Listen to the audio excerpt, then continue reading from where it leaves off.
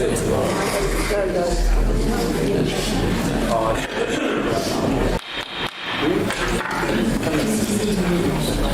and gentlemen, welcome to Bexhill-on-Sea Town Council. Members of the public should be aware that we are live streaming this evening, and that will be recorded as well. So if you wish not to be recorded, you speak at the public participation, please let me know, and then we will cease the recording as we continue. There was a chairman's announcement on item 4, but I think I'll make an announcement at the start before we go on to item 1. And just for everybody to recognise that today it is International Women's Day. And I think it should be something that Town Council should fully support. So just thought I'd put that out there to everybody. Thank you very much.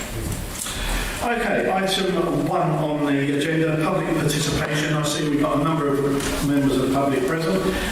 Could you please raise your hands if you're wishing to speak this evening? Wow. Okay, right. Can you just keep your hands raised for a minute? Okay, right. What I have to do is to remind you that there's a 3-minute limit on the meeting, the speaking. So try and keep your words quite concise. The deputy clerk deputy mayor will no doubt hit me in the leg there when you go over your 3-minute time. So I might stop you in mid-flow. So please bear that in mind. So, okay, we will start the proceedings then. If you can come to the front then and state your name and any organisation that you're speaking on behalf of.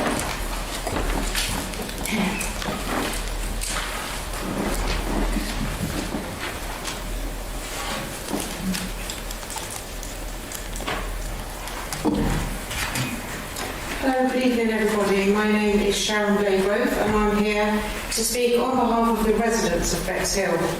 Excuse me, point of order. You are speaking on behalf of the residents of Bexhill. Your opinion, yes? That's... okay, let me rephrase that. Yes. My name is Sharon Blagrove and I am here to speak on behalf of the Bexhill-on-Sea Residents Association Facebook group. Thank you. Thank you very much. You're welcome. There really can only be one winner from the devolvement of the toilets, and that is RDC. As the higher authority over Bexhill Town Council, who are yet to complete their 2nd year in office, the District Council seem to be calling the shots on this proposed transfer. It is evident from the RDC cabinet meetings that they are rubbing their hands together at the prospect of offloading the toilets onto the Town Council. Councillor Vinewall recently stated that RDC had been subsidising the toilets for too long, saying that they would go now to the Town Council. Clearly RDC see this as a saving to themselves. It's all smacks, to be fair, of a done deal with rather stamping their feet and pushing it forward with great urgency. In the big survey created by the Town Council last year, 692 residents said they wanted to see the toilets improved. They were not, however, told this would cost them extra money if the service was managed by the Town Council. A few weeks ago, I set up an online petition appealing to the town councillors not to take the services on, and I stress, at this time was the wording on the petition. It has been signed by approximately, just 3 short of 700 people, which is more than the amount of people that actually said they did want them.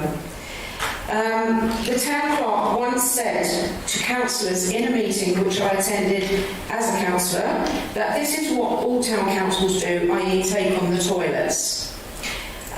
Just for the record, only 26% of town councils currently manage their own toilets in the whole country.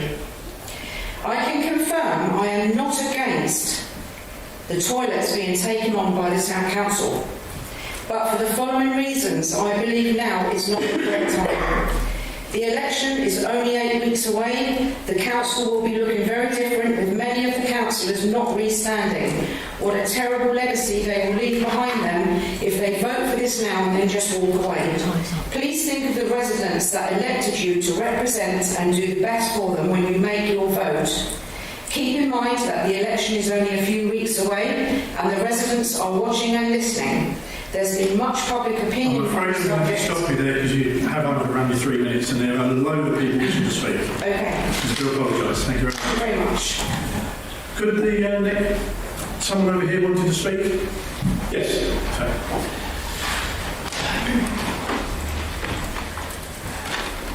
Good evening, Alan Goss, Bexhill resident. A few points I made. One is the use of the BT shop. I'd understood or maybe misunderstood that it would be a facility for meetings with councillors, possibly even a large meeting room to the rear. Apart from very limited opening hours, when we did have a meeting a couple of weeks ago attended by 4 councillors and 4 members of the public, we had to stand and sit in the entrance reception area. This was very difficult with people coming in and out of the door and the office staff working immediately adjacent with resulting interaction of noise.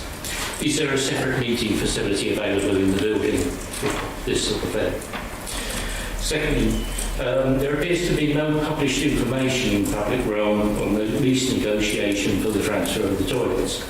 One of the points made in the meeting with the councillors was there was no necessity for a rush decision on this, as the BTC precept had been set allowing for maintenance of the toilets, and the RDC precept for Bexhill will be imposed without any change other than the inflationary increase, as they are not planning any reduction. Hence the costs are covered either way, for the way it is at the moment.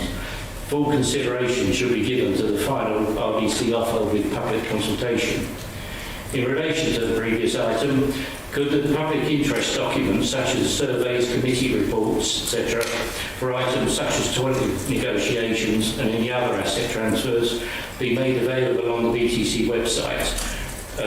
There are further potential asset transfers, and it will be good to see the information without access being difficult and having to ask for a FOI submission. Thank you. Okay. Thank you very much. Anyone else wishing to speak? Got a hand up. Gentleman at the back there. Oh, sorry. Gentleman at the back. Oh, sorry. We're all together, sorry.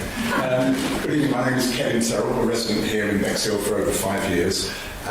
What I've been doing is fundraising for Macmillan Cancer Team for the past 5 years through running marathons, races, and also as a musician providing music. You may have seen on the beachfront from time to time or in different locations around Bexhill. The Macmillan Busker is a title that I've been called, and over the past 2.5 years we managed to raise £6,500 for Macmillan as busking, and really grateful for the generosity of the folks at Bexhill. Now, for a year I've been in discussions with Macmillan with an initiative to actually hold a national busking day, and that is we go to the whole of the UK, to all of the channels we have, and try and get musicians, street performers, buskers together on a day of the year to perform and to raise funds for Macmillan, similar to the coffee morning. So a year in the making, we are in fact this week launching a National Busking Day, which is the 1st of July, Saturday 1st of July. And that is a flexible day. We had our first radio interviews this morning, and we have also planned further interviews, press and TV coverage as we get nearer to that particular day, using Macmillan Cancer's channels, partners.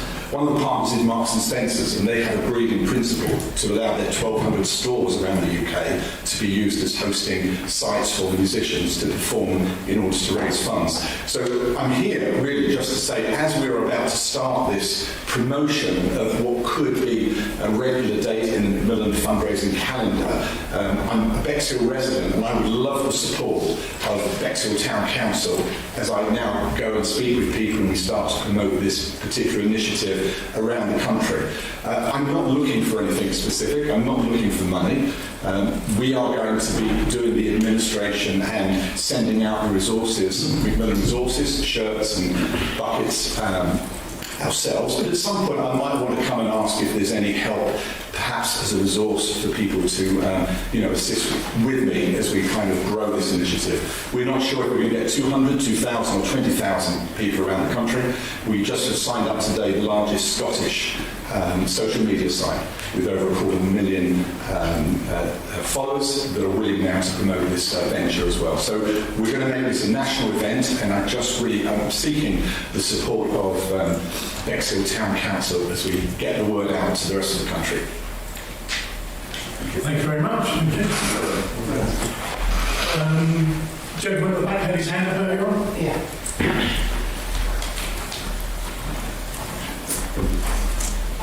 Well, Dave Matthews, I'm speaking on behalf of a lot of people. At the last full council meeting here, I asked Leon Bent concerning about the defibrillator in the town hall.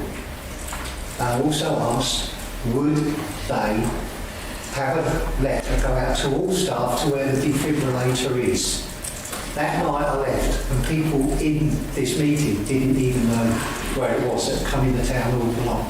Over the last month, I've asked a lot of members of staff from the town hall, and none of them, well, I'd say this week, 4 of them I've spoken to still don't know. 2 hours ago, I asked one person and said, have you had a letter which goes out to all staff? And she said no, and she didn't know where the defibrillator was. She also did state that for a letter to go out to all staff of the town hall, there is only about 6 people that the managing director, Malcolm Johnson, lets do this to, and one being the clerk of Bexhill. Now, to me, irrelevant. Sorry, can I interrupt you there now? I think you're getting misunderstood because the town clerk has got no responsibilities for Rother District Council. Then I stand corrected. This is just what I've been told. And as of 2 hours ago, no one has still got a message to all staff, emails or anything. And I'm asking again, because someone nearly died. And if the matters of public toilets are worth more than someone's life, then there's something seriously wrong here. That's one. Number 2, I asked 3 months ago at a meeting concerning a sinkhole on the Dorset Road South by the garage and begged for people to help. So I don't do computers. Could someone get in touch with the Sussex County Council or Highways to get that, because there's 1,500 school kids go to St Richard's, walk past that, and they have to come out into the road. Last week, you can quote me on this, someone was knocked down on that bed. No one's done nothing. That traffic works went up at the end of October, and they've still done nothing. Surely there's got to be a councillor here, I'm begging, to get in touch before we have a death on our hands. We've got to. And the last thing, I generally, again, don't know. I went, because of the business going on the public toilets, I went and sat down the Sovereign Light toilets at the end of West End of the coast, probably up there, from 6:45 till 20 to 8.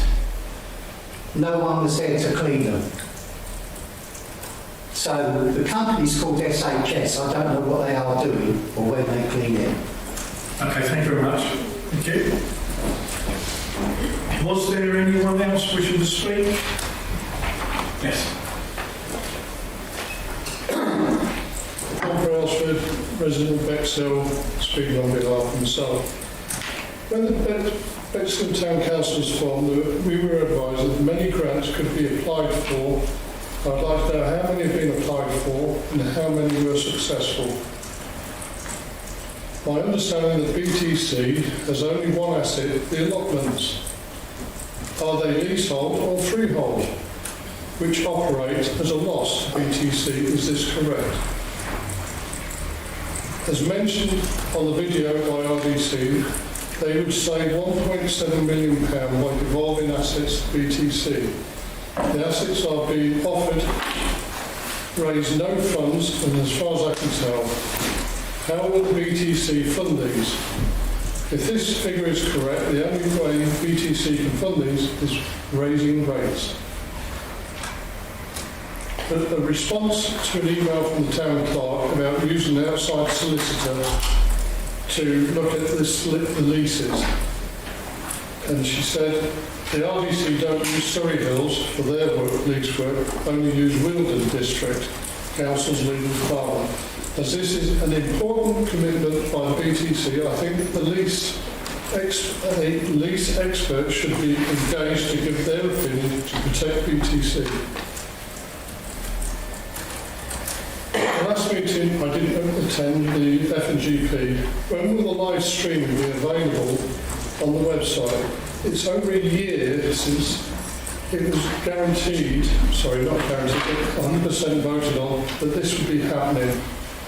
The last F&G meeting was, I was watching live and only half of it, and then listened the next day I was going to carry it. It disappeared, like all the other recordings. They were on it, then they all went. There's none of it at the moment. And an observation on that meeting was that it's imperative that when town councillors speak, they are clearly named, so that listeners named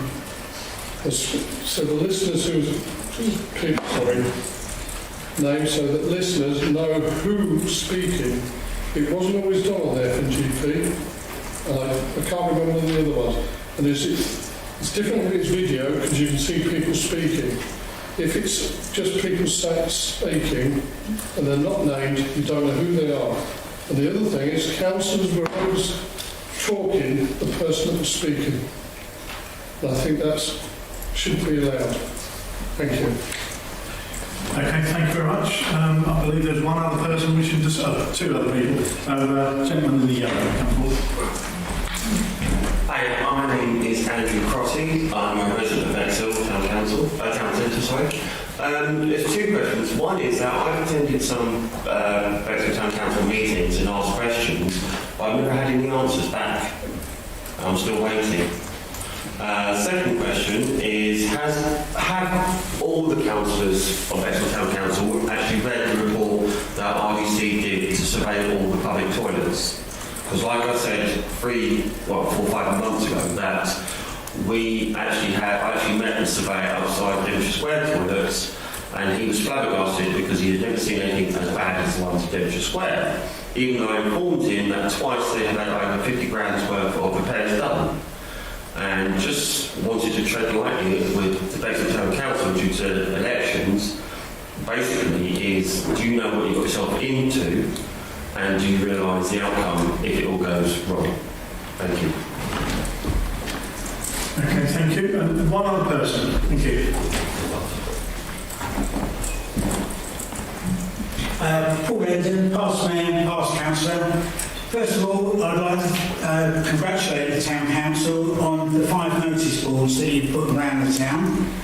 And along those lines, I was in Edgerton Park, I often go to Edgerton Park, and I noticed that we've got an increase in wildlife now, and I think it would be nice to have an information board. So I'm wondering if the town council could champion that and work with someone like over at RIDE or the Worldwide Institute. So that's it. I'm looking at my local council and he's nodding his head there. Thank you. Thank you very much. Your questions are noted. Town clerk has made a note of them. The answers to any questions appearing in the public participation are always at the start of the minutes of the next meeting. So if you look at the minutes of the previous meeting, you'll see that a number of questions that were asked at the last full council meeting are all registered on there, just for information for those of you that asked questions today. Thank you very much. Okay, we will continue with the rest of the meeting. Item 2, apologies for absence. There should be no apologies because I believe we are all here as a full council. So unless anybody just scarpered out the door, should receive no apologies. Have we received any declarations of interest, or is anyone going to... Councillor Hall? On item 17B, I'd just like to declare that I am a friend of Kevin Terrell. Thank you. Councillor Drayson? Rother District Council. Councillor Millington. Company Director and Trustee of Citizens Advice Bureau. Councillor Thomas. Rother District Council. Councillor Taylor. Ukraine Hub. Okay, thank you. Councillor Harding. Hosting Ukraine. Okay, thank you very much. Anybody else? Councillor Gibson. And also a friend of Ken's are out and have hosted the Ukrainian. Okay, thank you very much. Anybody else? Okay, all duly noted. Item 4, Councillor Dracer. This one, I'd like to move a motion, please, to change the order of business so that item 11 can be brought forward to discuss between items 5 and 6.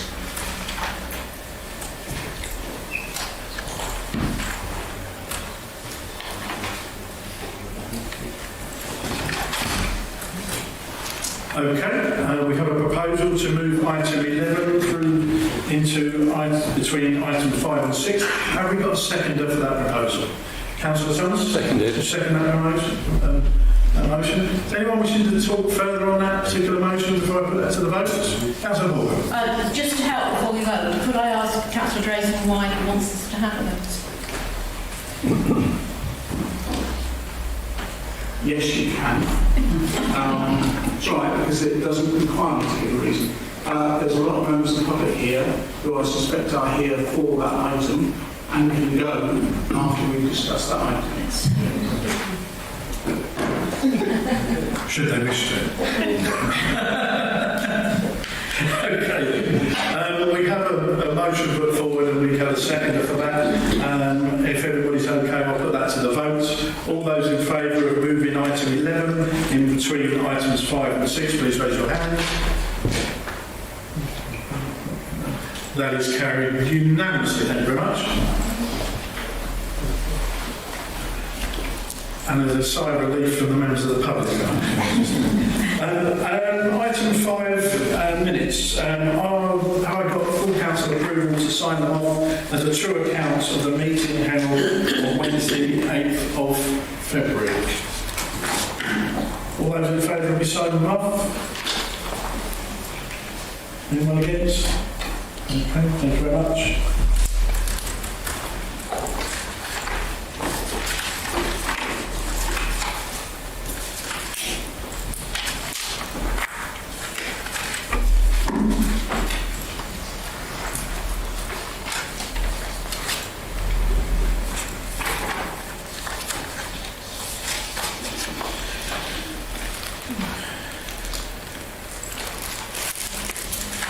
Okay, in accordance with the changed agenda.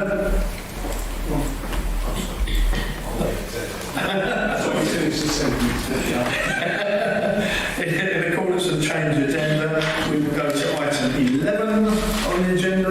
Item 11 on the agenda. Is there anybody wishing to... Oh, Councillor Drayson. Thank you, Chair. I wish, under Standing Order 1R9, I wish to move a motion to suspend Standing Order 1.0 so that councillors may speak on more than one occasion on this item. Bear with me a moment. I will just check that these items are correct. No doubt they are. I just wanted to confirm with the clerk. Okay, along with the proposal, I need a seconder. Have we got a seconder to change? Councillor Thomas? Seconded that. Is anyone wishing to speak on that particular proposal? Okay, we'll put that to the vote. All those in favour, please raise your hands. That is carried unanimously. Thank you very much.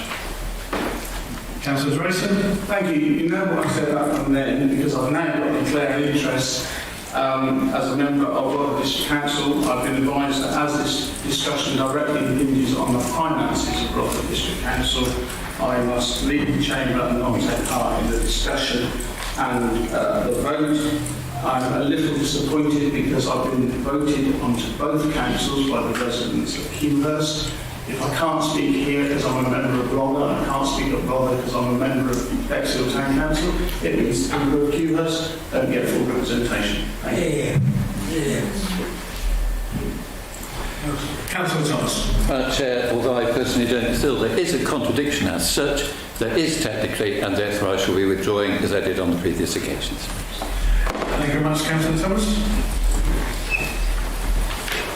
Anybody else wish to say anything before we go into the debates? Okay, item 11 we have before us to receive an update on the lease and consider the next steps. We've all had circulated amongst us the details from the solicitors and the terms of heads of reference rather from the solicitors, and we just need to debate it now. I don't want to get into actually an ongoing debate all night because we've got other items on the agenda. But I'm sure I would like everybody to feel as if they've had their say on this. So what I will do, in order to ensure that everybody's had their say, I will start on this side of the table and work my way around. Rather than have a to and fro argument about certain things, let everybody say exactly what they feel about the subject, and then we will go down again and mop up what everybody feels about what's been said. So first person up, and indeed the first person that had his hand up, Councillor Harding. I've only got a couple of questions, actually. In the information... It's on. I was starting out. It is on, but I've done my best to conceal it. I don't want to hear what they know. Can we hear me? Yes. It probably needs a little bit of a while to kick in. I would say any other councillors, if you haven't switched your microphones on, now's the time to switch them on in order to start to activate. I think it is working now. Councillor. I have two questions on the information that you've given. Just to clarify again that the lease is for 99 years. No, I believe it's 125. Because there was a bit of, yeah.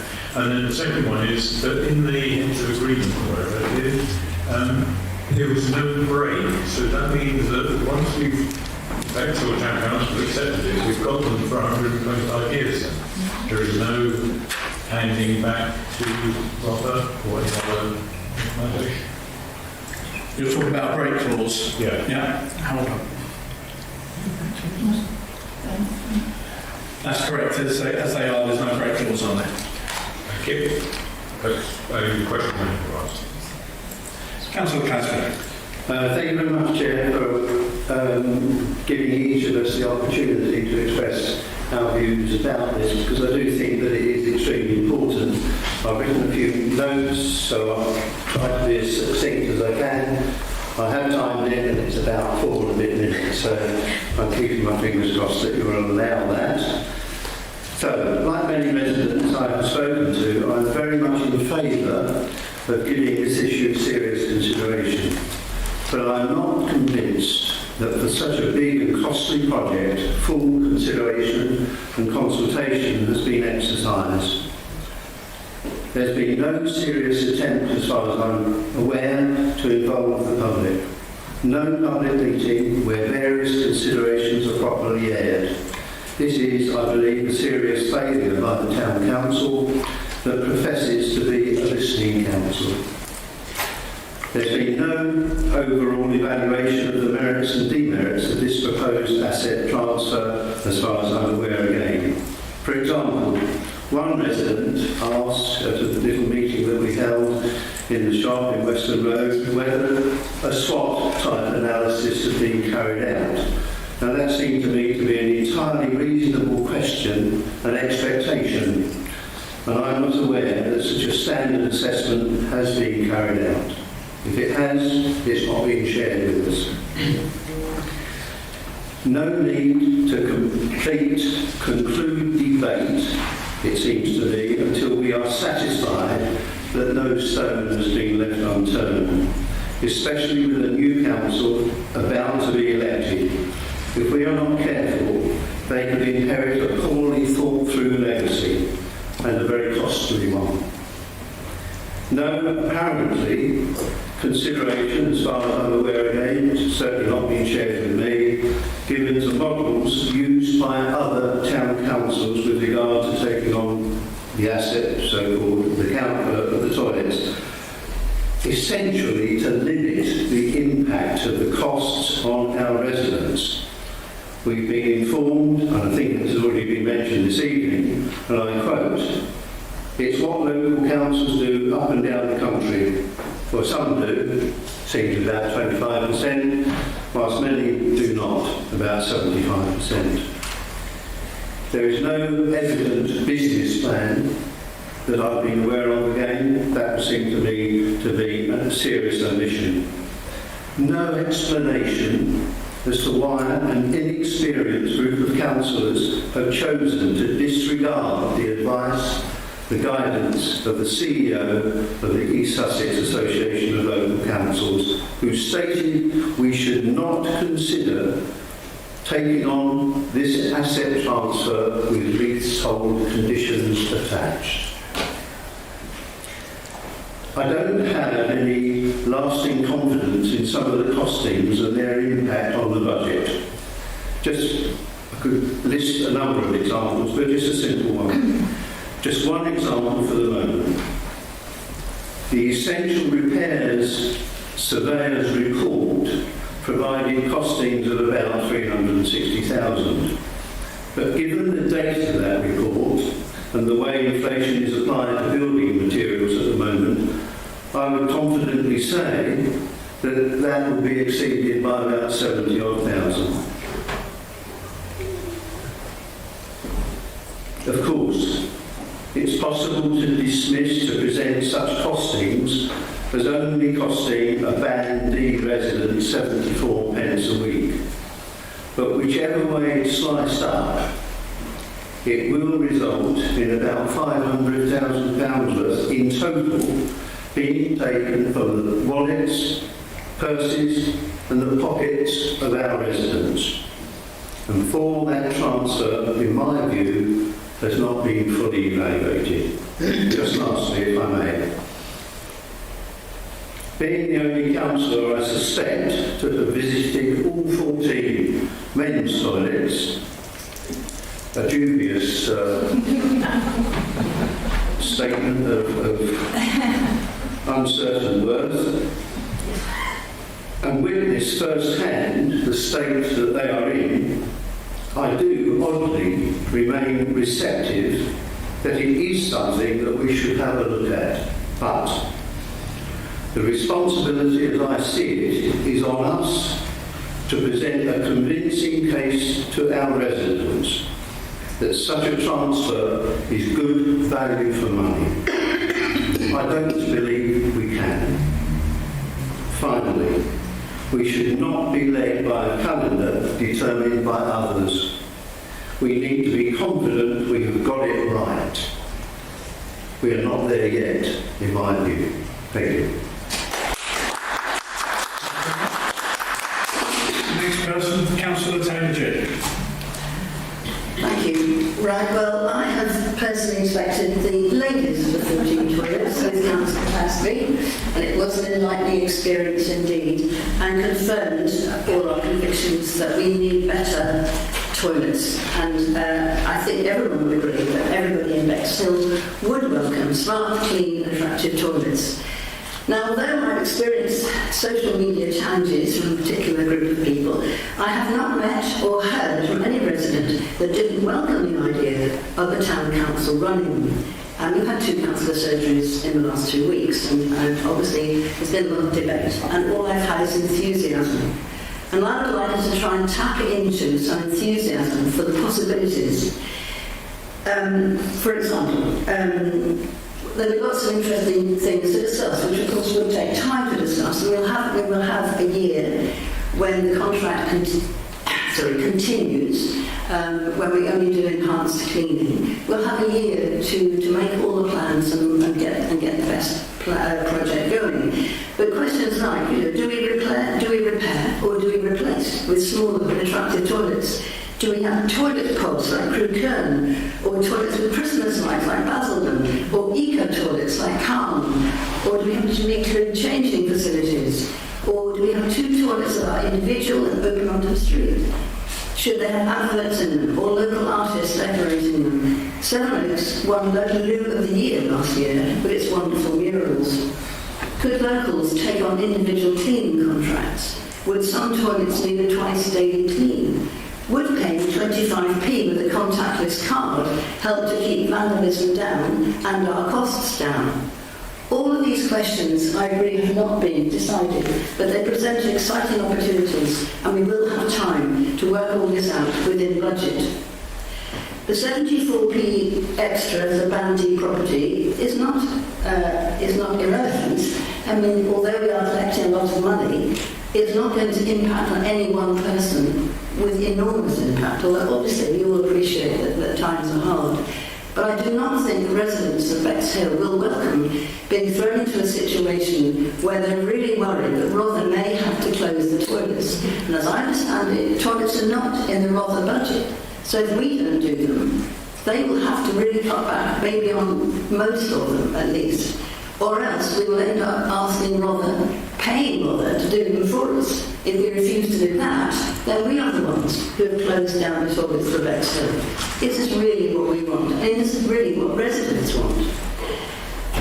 I know that central government guidance is to devolve toilets to parish and town councils, or else to small voluntary organisations. But we are a town council, and I think we can do a good job. The survey showed some of the enthusiasm. Of course, we didn't have costings there, I take that point. But I do think that if we were able to embrace this as a project which a good town council should do, I think it will prove interesting and enjoyable and can be done responsibly with good financial control. Thank you. Thank you very much. Councillor Lizard. Thank you, Chair. This is probably the biggest decision we've had to make to date. And although I start my views here, I am open to listen to all the views put forward today by the councillors, and it's interesting to hear what people have to say. I see the role of the council today to decide 2 key questions. Firstly, whether as a council we feel we want to run the toilets in Bexhill, and secondly, if we do, are we happy with the draft lease and heads of terms that we've been given today, and will we follow the legal advice to delegate the completion of those leases and heads of terms to the clerk to finalise them. For many, having good quality toilets in the pub, good Bexhill public toilets is far more than illuminating body waste. It provides the freedom to leave their house and know they have somewhere they can administer essential medication, manage menstruation, care for young children, breastfeed infants, access drinking water, have somewhere to rest and attend to personal hygiene needs.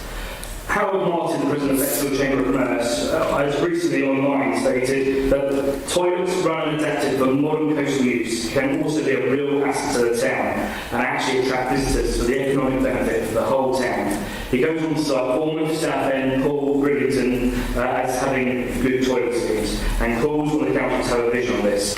It also provides an available facility for our emergency services who often spend most of the day away from their base stations. Something I find personally very useful when out on the road.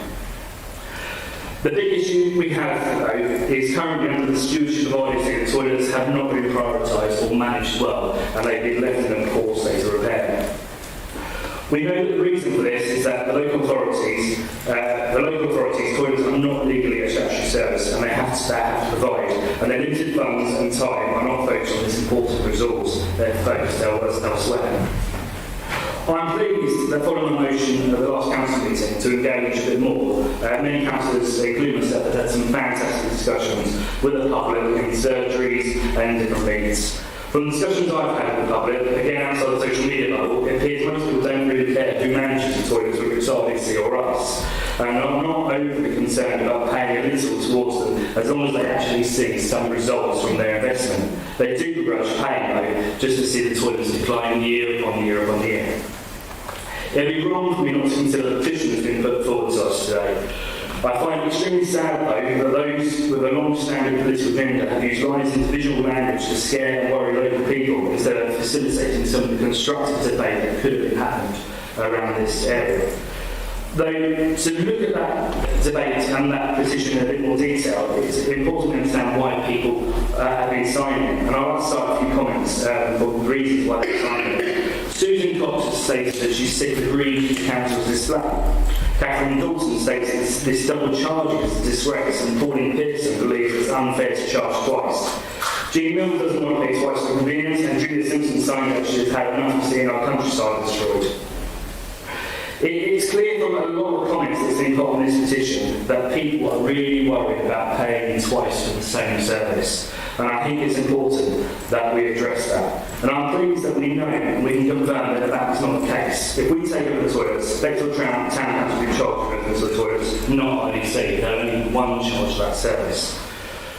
I believe as a council we can prioritise this essential service and over years improve the service so that acts as a real benefit to this town. This council should have the vision to take on the toilets. That brings me on to the lease. After reviewing this, I'm happy to vote to agree as a draft. However, I do have some comments on the heads of terms. It's good to see that solar panels have been added as a permitted addition, but I question why it stops there. There are many more innovative ways to save energy and reduce emissions and costs that will benefit from being added as a permitted addition. Whilst agreeing with one or two details on this, the council should look to expand this list to other emission and energy saving initiatives. I'd also like to welcome that the CIL payments seem to increase from 200k to 218k this service, which will give the council again more money to improve them. I know that legal advice has been given to us recommends that we agree the draft lease to heads of terms today and the associated legal costs and delegate to clerks to finalise the final details. Again, I thought this is a sensible approach and one I'm in favour of. I do believe that with the right vision, Bexhill Town Council can make a huge success of the service and really benefit the town. Thank you very much. Thank you very much. Councillor Ray. Councillor Ray. Okay. I would say that a lot of my thoughts and comments have been sort of covered by Ben. But I would say I think toilets are a disgrace to this town. They need to be modernised. They need to be something we can be proud of. So when you come to the town, use our toilets, and you don't want to hold it until you get home because they're so bad. They are bad.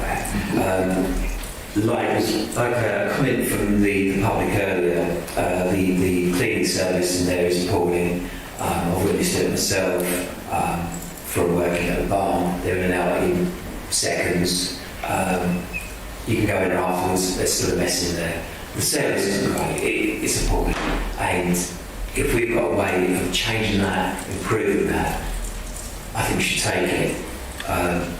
Whether I agree that we're ready yet, with all the information that everyone's been given around the room, I've been privileged to have more information on the assets transfer committee than most, and I think a lot more people feel they've been left out some of the information and feel they need that information. So whether everyone around this room is ready for it, I don't know. But I think it's a good thing. I think we should do it. Thank you very much. Councillor Browson. Thank you. I feel very strongly that we should have a business plan in place, together with repair strategy and projected costings for the future work, to provide us with guidance and confidence on the best possible way to manage this project. To this day, I have not seen or taken part in any business plan, repair strategy or costings for this project. By taking on this commitment without these in place, we will be heading towards a financial disaster for Bexhill Town Council and massively failing our residents at this time.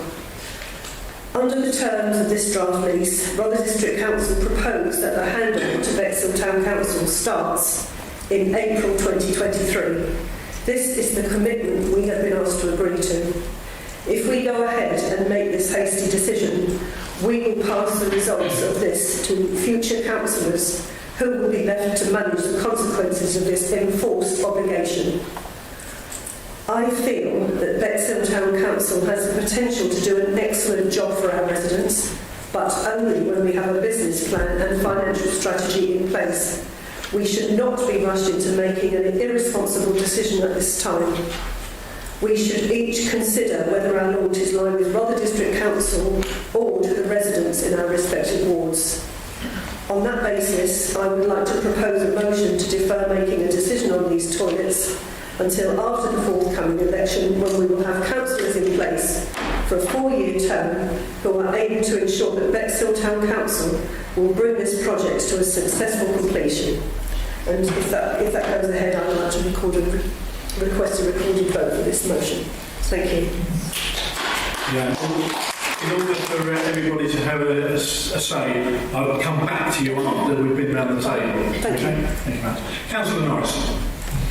Hi, I feel that we need more information on the toilets. It's all very unclear. Need to find out a bit more about it. Because we're still two years in the town council and it's all very unclear of what's going on. As for the contractors that do the toilets, they're not there till gone 9 o'clock in the morning, and things aren't right there. The hand dryers aren't working. I've checked everything there, so it's not very good. So we need to know more what really is going on with the business plan, and it's just unclear. That's it. Okay, thank you very much. Councillor Fenner. Right, I'd like to echo the last two councillors in their comments in the fact that I think we need to know more, and I think also with regards going forward, the suggestion from Lynn Browser in regards to thinking the more long-term basis of this. I mean, we have only been in place 2 years, and I think really with the toilets, as much as I'd like to see the town council take them over, I think we need to sort of think on the new councillors coming in and let them have the actual opportunity to vote rather than we push it through. So I think Bexhill Town Council could do a good job of looking after the toilets, but with the state rather have left them in, it's hard to say what we could do with them. I mean, the cleaning contract, I feel sorry for the cleaners, to be honest, because how do you clean toilets in such a state to start with? I mean, I wouldn't like to be a cleaner looking at those toilets, going into those toilets and seeing the state of them. I think we all find the toilets in Bexhill quite disgraceful, and the comments I've heard from most residents are that they're in a really poor state.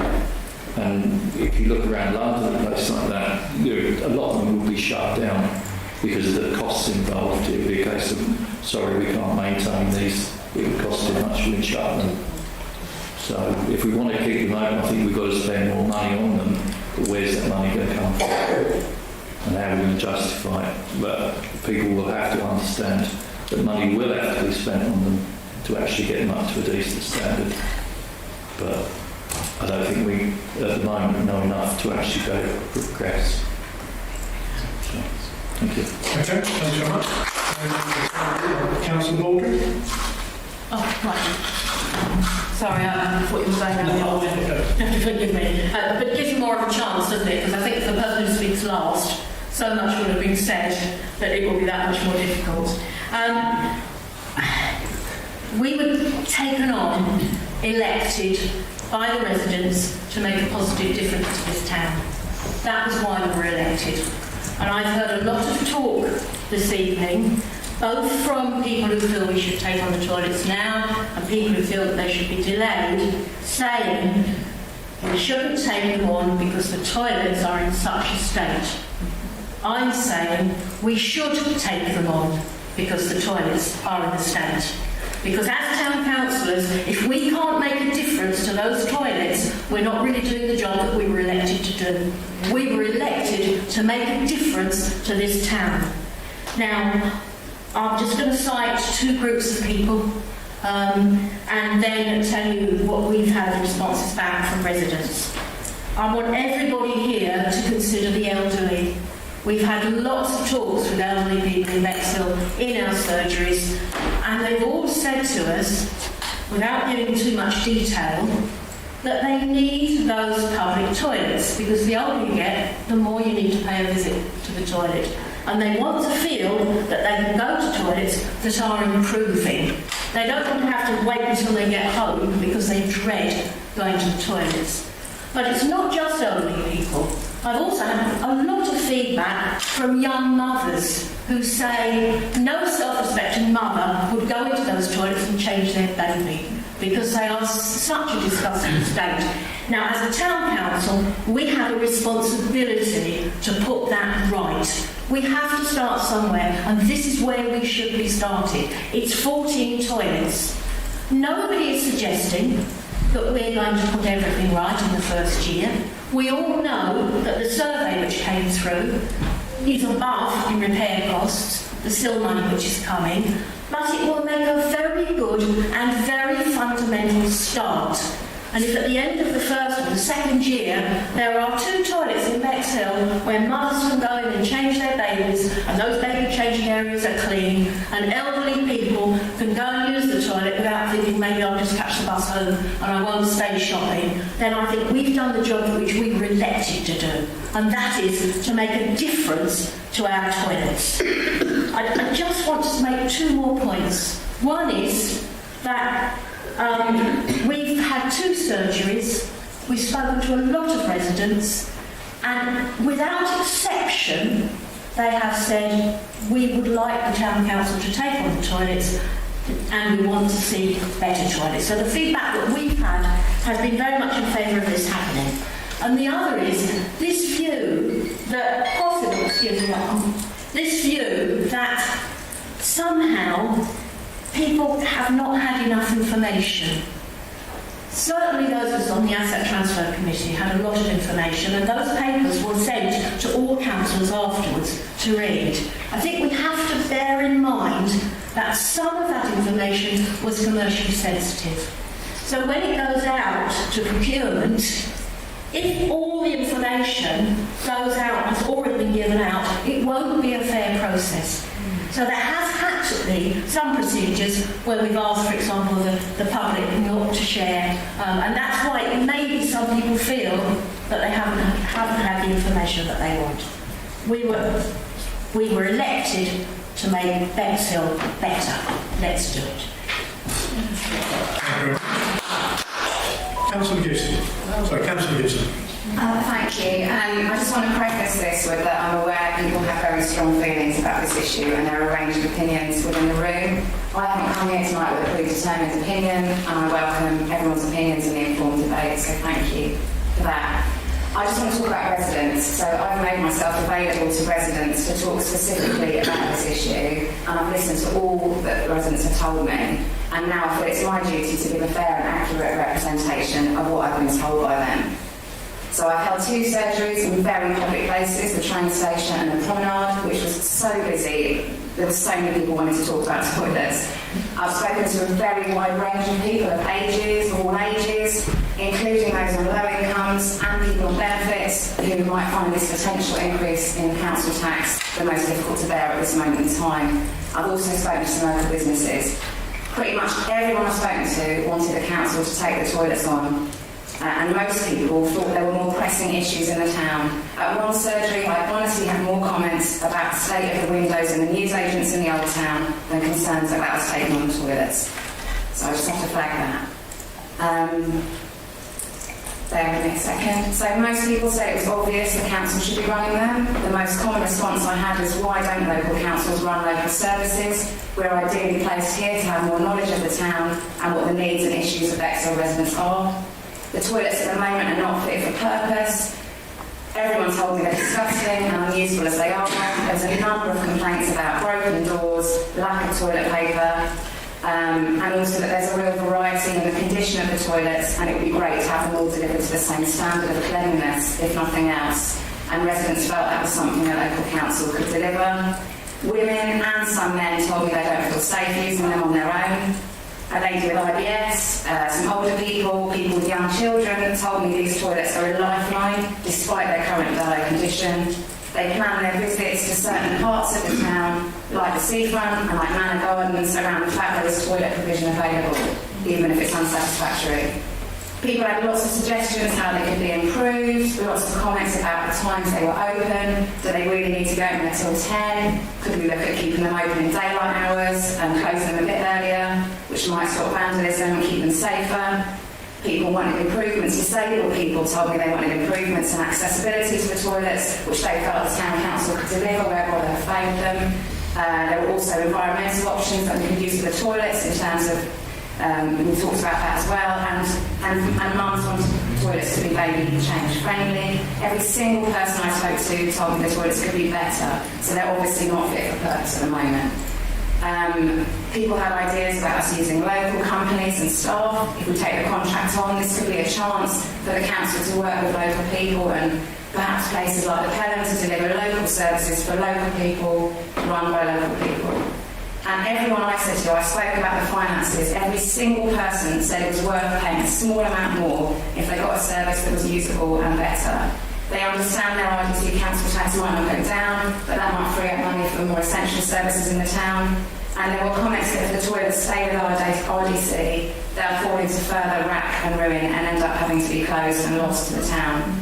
People really value the toilets. They describe them as an essential service for residents and for tourism, and a lot of people told me they're the most important asset in the town for them. So I hope there I've put across the views that I've heard over 2 surgeries and through my social media and through my inbox. Thank you very much. Councillor Swanger.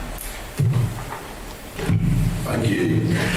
Yeah, just literally I've been speaking to people. I understand the concerns completely because people have seen a lot of social media and a lot of stuff. Residents especially worried about the double taxation, especially the percentages given out, maybe like 66%, etc. But obviously 66% of the monetary value equates to most bands in most areas below band D properties, and the lowest incomes won't pay the increase in rate.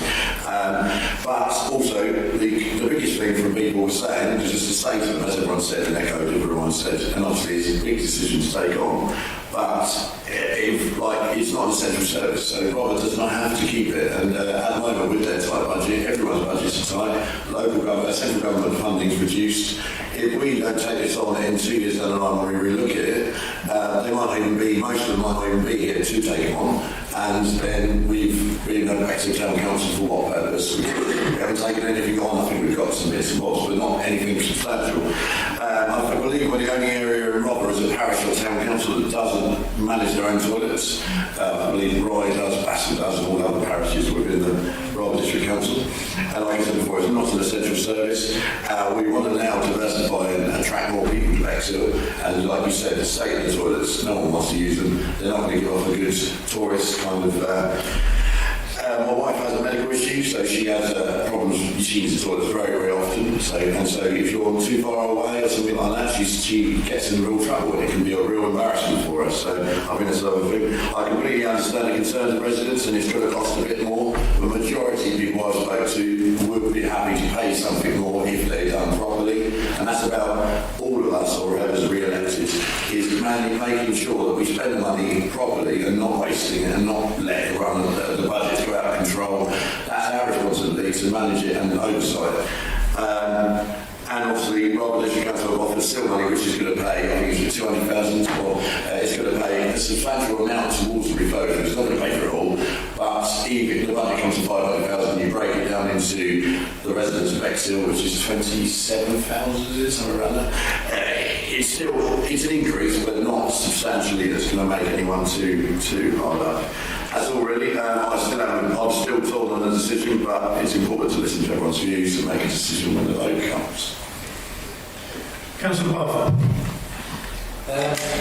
Lots of natural, understandable disagreements in here.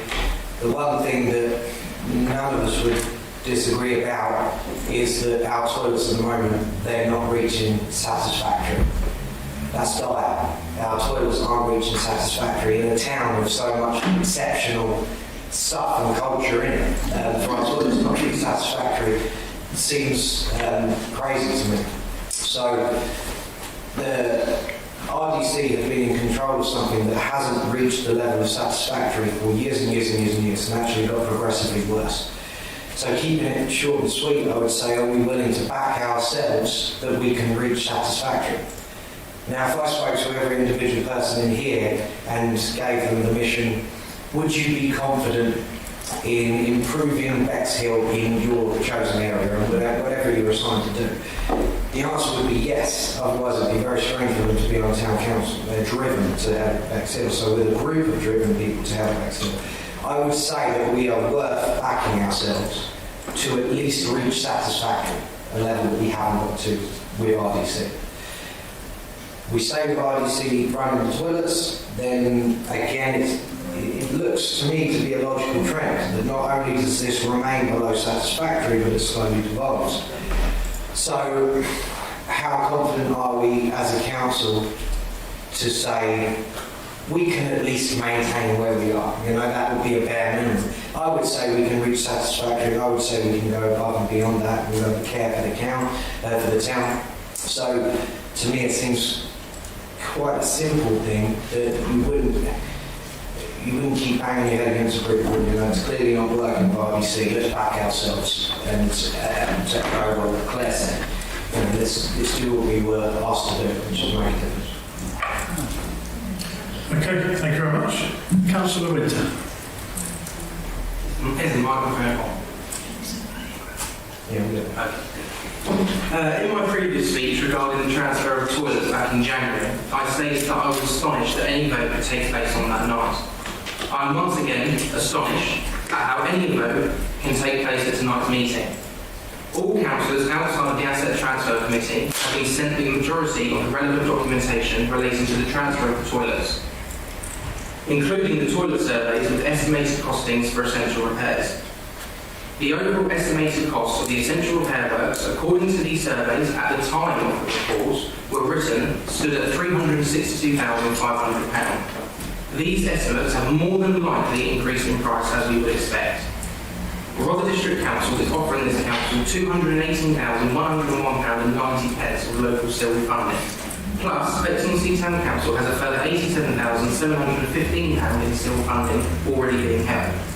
If we allocated the full amount of silver funds to the essential repairs of toilets, as members of the public are expecting a better service, of course, than what RDC is delivering, we would need to find a further £56,683.10 to be able to carry out these essential repairs as suggested.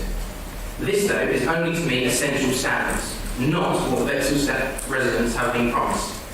On several occasions, in asset transfer meetings, full council meetings, and even on social media, we have heard the majority of town and parish councils across the country take over the running of the public toilets. Well, unfortunately, this isn't quite true. In the UK, according to the Local Government Information Unit, there are 11,930 town, parish, community, village and neighbourhood councils. Research carried out by De Montfort University, the Local Governance Research Centre and the Society of Local Council Clerks said that 26% of the 11,930 local councils run public toilets. Of that 26%, 16 own their public toilets. 1% are held in trust, and only 5% of local councils have the lease of public toilets, so unfortunately not a majority. As a council, we were strongly advised to reject any offers of a lease arrangement and should only consider these properties on a freehold basis. RDC informed this council that it was not their policy to dispose of the freehold. Obviously, they had no wish to lose their assets by actually transferring these assets to the Bexhill-on-Sea Town Council to give us more stability. It is unfortunate at that time we took their words and decided just to roll with it. It is not in the interest of our residents to roll over. It was unfortunate that the toilet surveys were circulated to all council members only after the January meeting and once the very important vote on entering into these negotiations had taken place.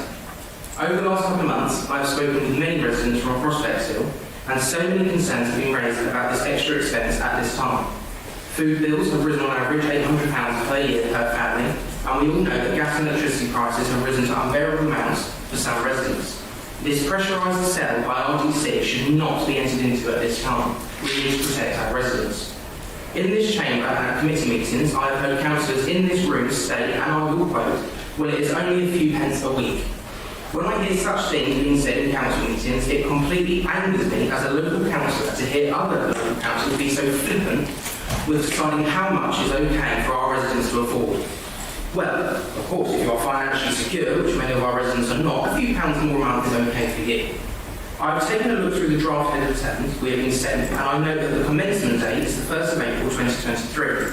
RDC Bexhill-on-Sea's hygiene contract does not actually finish until April 2024, so there's no real urgency in this matter.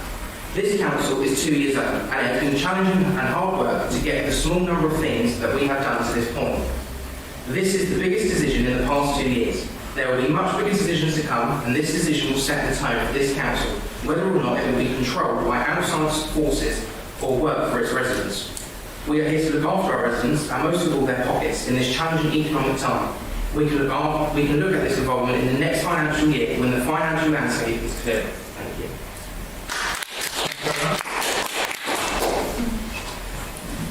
Thank you. A lot of what has already been said, so I want you for any repetition. But everybody that I've spoken to, including myself, wants improved toilets in the town. I don't think it's a case that nobody wants that to happen, and a case that nobody wants them to be managed properly. But yeah, these what Councillor Gibson said earlier on about also people doing that. It's not just a case of us saying we will take them on and we'll just get on with it. I feel that there's been no consideration, there's been no real discussion taking place for our residents explaining what the impacts are of what happens if we do take them on. We've been advised legally about this freehold, leasehold situation. We seem to just be completely ignoring that as well. I've seen no plan for the next 12 months, let alone for what we will do in 3 weeks' time, as of the 1st of April if we do get them. And having no real plan is really why they've ended up in the exact state that they are now. The survey report showed a cost of over $300,000. This hasn't taken into account any rising costs. It's going to come as an extremely nasty surprise if we do take them on and we find out what the real cost of that's going to be. And finally, again, it's just what's the rush? We haven't set any timescales. Robert have. They told us what we have to do and how we need to do it. There has been no negotiation. Whatever we've asked for, we've just been told no. And it's been a case of doing what we're told and what we're doing rather than working together to get the best for our residents. I think everything else has been said. Next one, Councillor Charlie. Thank you, Chair. Again, Charlie, lots has been said, lots has been listened to, and well done everyone for their views. And so for me personally, and the people I've spoken to in Sydney and in Bexhill, we've had single surgeries. Not that many people come, to be fair, but everything and everyone who wanted to speak spoke. The timing issue is an issue for me. Everyone in this room around this table, in 3 months' time, I won't be sitting here for their own reasons or the public reasons. We are all talking about these grand plans, and we will have nothing to do with these grand plans, possibly. I believe that it needs to be looked at better. We've been offered just over £200,000 for improvements. It's a massive shortfall. The public have had to pick up the shortfall for Robert's failings in the past, and excuse me a minute. And we've got to think about that carefully. Why is Robert let that get into that state and then asking us to correct it when people already paid for it to be put into that state? And that doesn't make sense to me, sorry.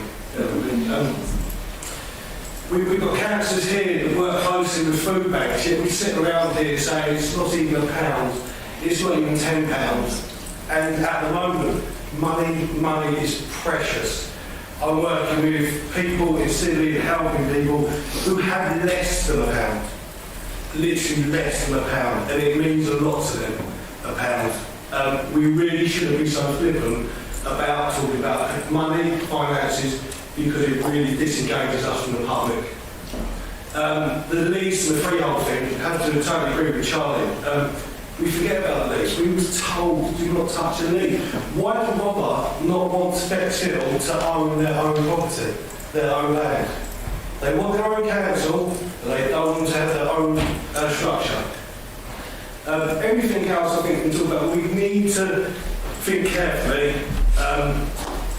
One gentleman that I did speak to, I believe, had the best idea. In 3 months' time, there's going to be a new council with 4 years in front of them to build a structure, to build foundations for the future.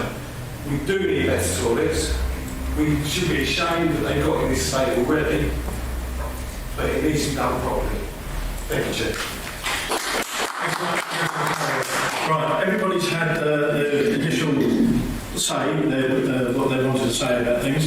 What I'll do now is go back around the table again very, very shortly this time, and then I'll refer back to Councillor Brailsford for the motion she's put forward. So if we can go round the table in the same particular order. Councillor Rowe, wanted to say something? I just want to say, we have no people. Could we hear your views? I'm impartial on this one. I'm managing this meeting, so I don't want to give my views. So I will vote when it comes to vote, but I will not say anything at the moment. Councillor Harvey? Like everybody else, the toilets aren't in a good state of repair. If we don't have freehold, we don't have the opportunity to close the toilet and open up a new premise without wasting money trying to get an old toilet up to a standard. And that's my fear, is that without the freehold, we're trapped into maintaining old toilets that aren't fit for purpose. And that's my concern. Thank you. Councillor Casby? Just very briefly, I think it was said earlier that local towns do take on toilets. I think Councillor Stanley was saying. Rye doesn't, and I think you stated that they... Well, just that was my understanding, sorry. It was just, I thought we were the only parish town that didn't manage the toilet. Councillor Taylor? Yes, I'm not sure that we are necessarily trapped into renovation as opposed to replacing. I think we have some clarification. I'd also like, would it be possible to ask the Town Council to, on a factual basis, illuminate where is that money coming from? Obviously people are concerned that we haven't got the money to do a good job. Could we just ask, as people say they haven't had yet, I've had lots of information, I'm on the Money Assets Committee, but it may be helpful if we could ask the Town Clerk to summarise where that money is coming from. Do you mean the SIL money that's coming our way? No, the overall, people keep saying that it's a big gap. And as I understand it, we have unallocated CIL money, we have money in our reserves, which has been earmarked for that. But I wonder if you could clarify, is there a big gap between what we will need and what we have? What we currently got is a figure that's been presented to us by a other district council.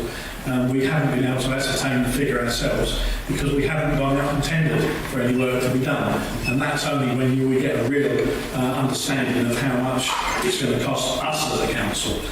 We're only going on someone else's estimate. So I don't think we have a full idea of how much it's going to cost us at the moment from that perspective. Correct me if I'm wrong with that. Town Clerk, that's correct position? Yeah, so the surveys provided by Rother aren't necessarily work that you're going to do. They were carried out by Rother for their own purposes to work out what work was needed to make them up to the standard that Rother wanted them to be.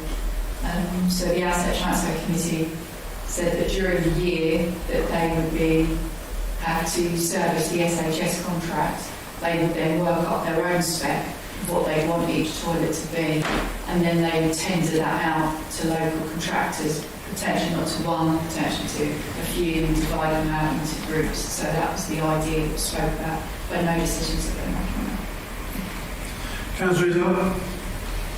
Yeah, I just want to thank everybody for their views. It's really interesting to hear everything. The only comment I've got to make, we spoke about young mums needed to change their linen, and young dads also need to change their facilities as well. Often we find that there is no facilities and men can go in to change their little ones as well. So it affects everybody, and I really think we can have the vision and we have the drive to make this best for Bexhill. Councillor Ray. Yeah, I just wanted to pick up on Viv's question, and I don't think that I had an answer. We've talked about 217,000 coming from SIL money. There's already SIL money held previously, and there's some reserves held. Do we have money to do this without putting up precept? Is there money already available? Is the question. We haven't budgeted for the renovation of the toilets because we haven't made our own estimation as to what the cost will be to us. we've just gone on, as we've heard from the clerk, from an estimate from Rother District Council. It doesn't mean it has to be done all at once either. So that was a ballpark figure that they come up with to fix everything in one hit. We haven't done that ourselves, and it's something that we will have to endure if we were taking on those, and we will have the right to source cheaper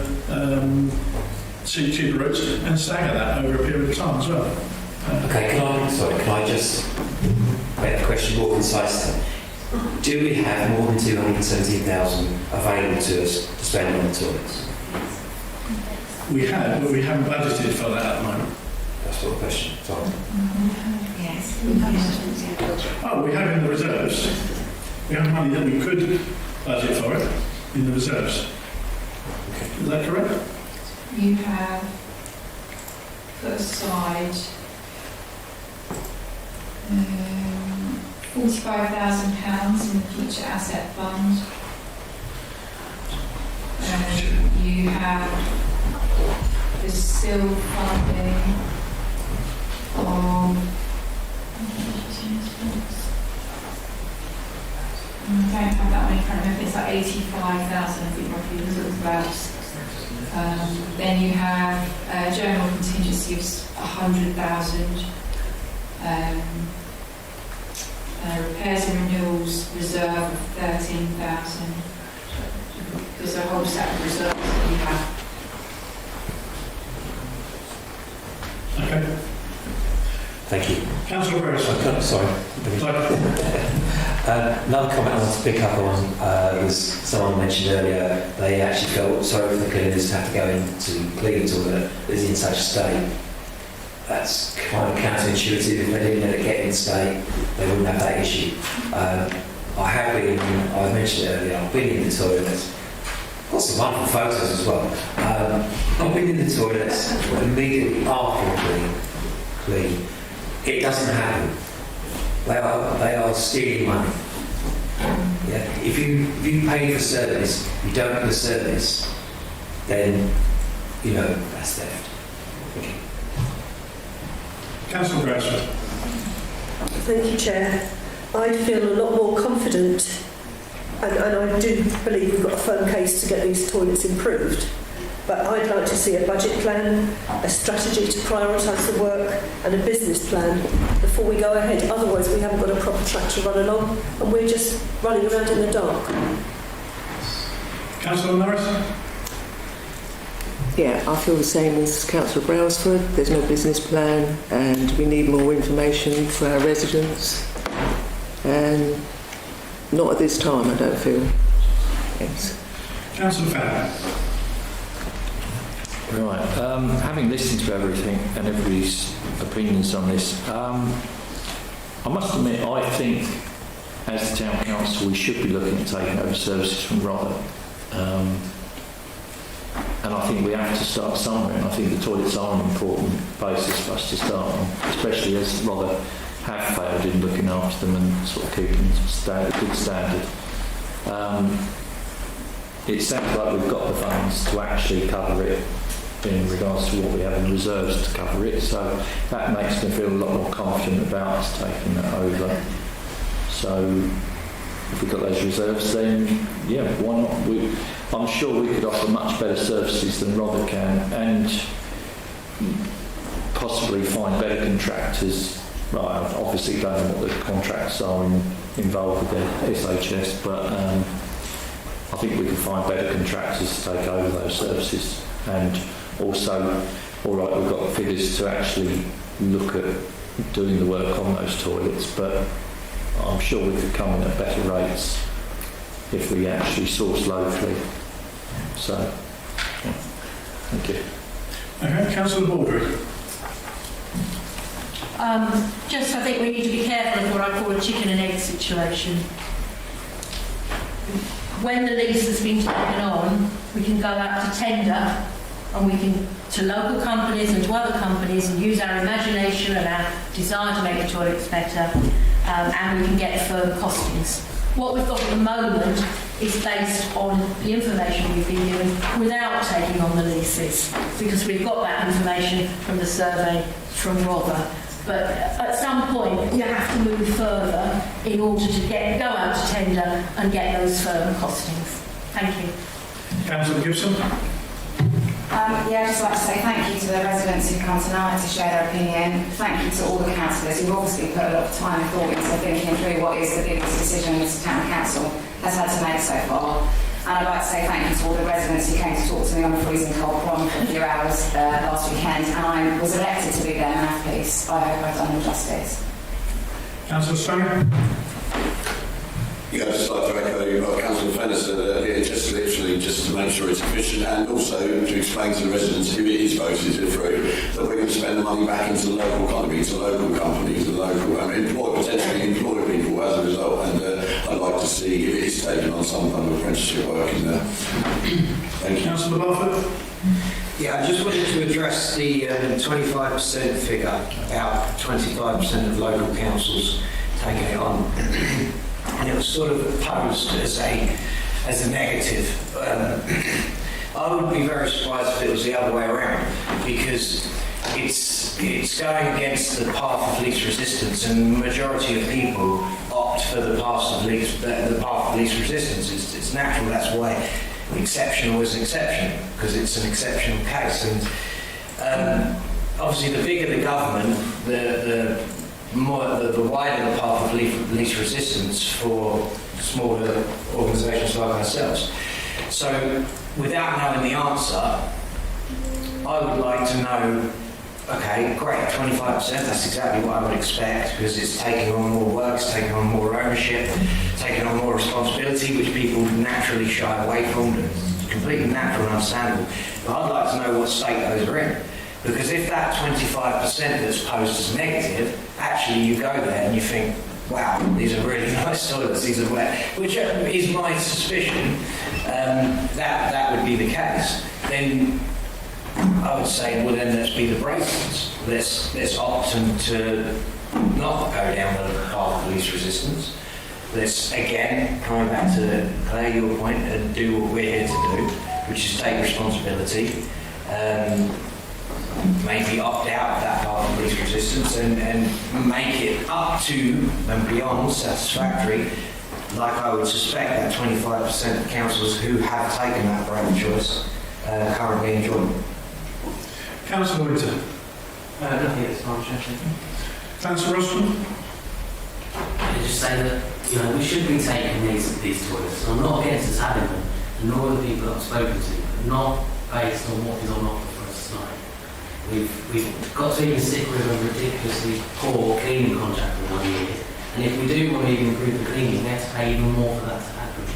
There is no plan, and in previous meetings, whether that be in community or whatever else, we've gone back 3 or 4 times for a plan for a coffee morning and other small-scale projects.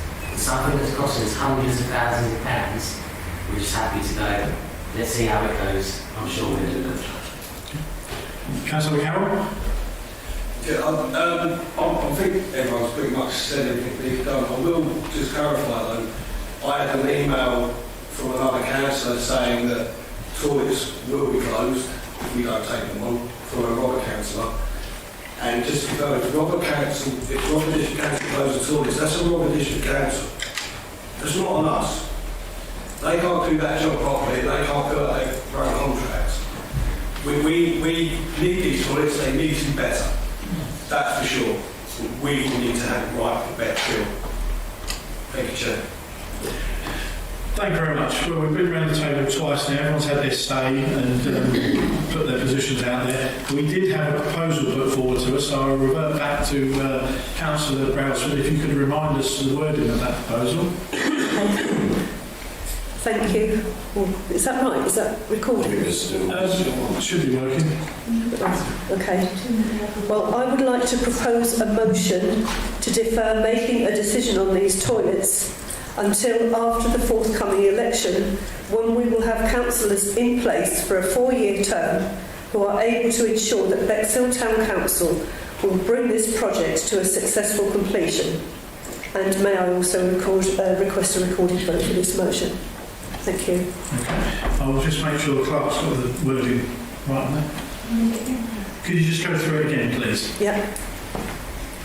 I would like to propose a motion to defer making a decision on these toilets until after the forthcoming election, when we will have councillors in place for a 4-year term who are able to ensure that Bexhill Town Council will bring this project to a successful... Sorry, Councillor Bradley, can you just slow down a little bit so we can get we don't want it shorthand. Do you want me to say it again? I've got it was resolved to defer making a decision until after the forthcoming elections, when we will have councillors in place for a 4-year term who are able to ensure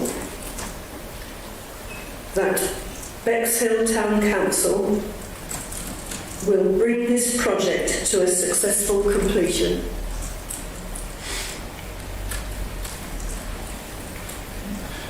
Okay, the proposal on the table, then I need a seconder for that proposal. Have I got a seconder? Councillor Winter seconds that proposal. Is there anyone wishing to speak further on that proposal? Without further ado, then I'll go to the vote. So, Councillor Taylor-Jim? Just to say that I would oppose it because I think we should make a decision and go forward. If we lose our toilets, as Councillor Carroll said, then we lose toilets at Bexhill, and I don't want to lose the toilets at Bexhill. I never said we lose them. Well, you did say that somebody from Rotherham didn't you just say they would close them, have to close them, and I never said Robert wrote to me. I said a councillor from Robert wrote to me. yes, the councillor wrote to you and said that. My point is that if That was my point. Okay, let's move on. Let's move on. Okay. Is there anyone else wishing to speak before we go to the vote on this proposal? Okay, we'll go to the vote. All those in favour of the proposal in front of us, please raise your hands.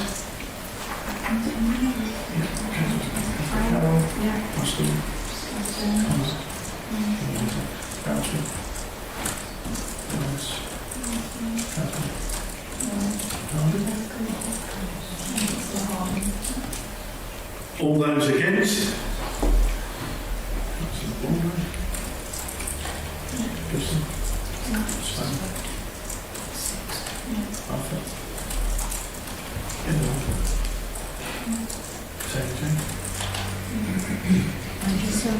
And anyone abstaining? Councillor Fair, Councillor Ray. Councillor Ray Yes. and Councillor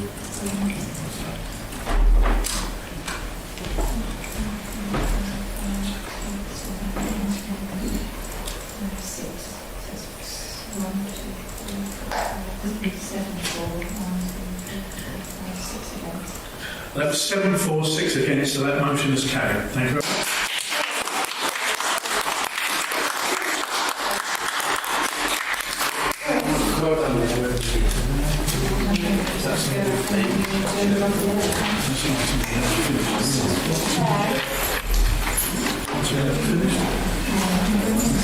Yeah, what I'll do is I'll suspend standing orders for about 2 minutes in order for the members of the public to leave the chamber and for the 2 councillors who are outside to take their places.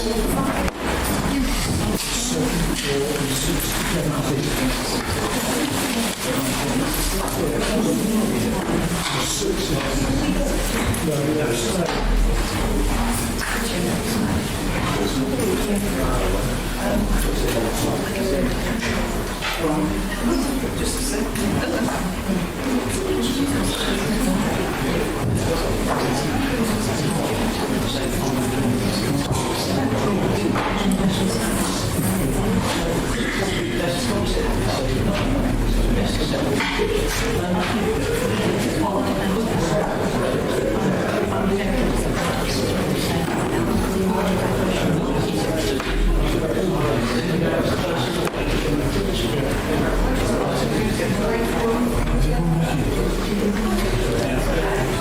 We're very wary of the time now, so if there are councillors ready to take their seats, I would like to commence with the rest of the meeting.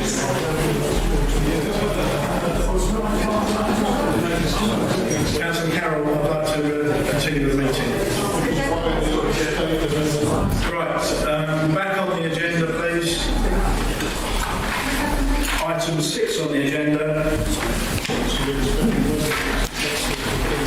Item 6 is to receive the minutes and updates of committees held since the last full council meeting. On mass days to receive them, Planning Development, Asset Transfer, Community Committee, Planning Development Committee and Finance and General Purposes Committee. Is anyone wishing to speak on any of those? Councillor Thomas. Chair, yeah, there are two comments I'd like to make on two different meetings. The first comment is on the Planning Committee, where I just want to register an opinion, which is simply that I think that the Planning Committee of Brother District Council would look to Bexhill Town Council to express opinions on planning applications, but there are very few actual recommendations made, and it's very rare when the Planning Committee actually says we approve of something, and I'm very surprised the Planning Committee could not find itself in time to support the idea of having a new doctor's surgery off the Barnholm Road. I would have thought this council would have been thoroughly behind that recommendation. It has reservations, they're enough, but I would have thought it would support with reservations.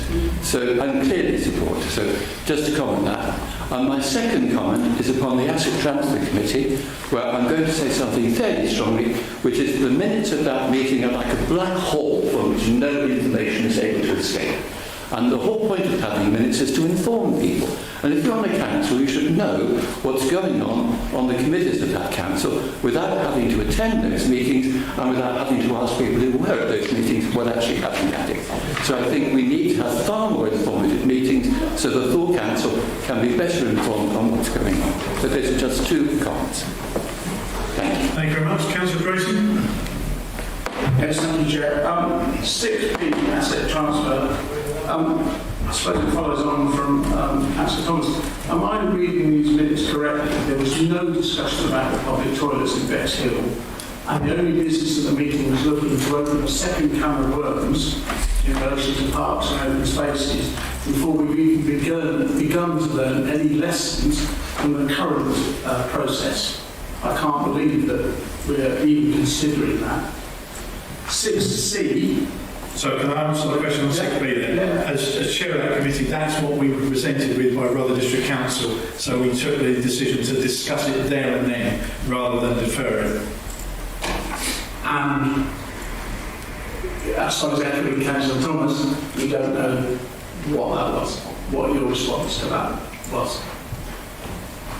So I will just echo Councillor Thomas's point.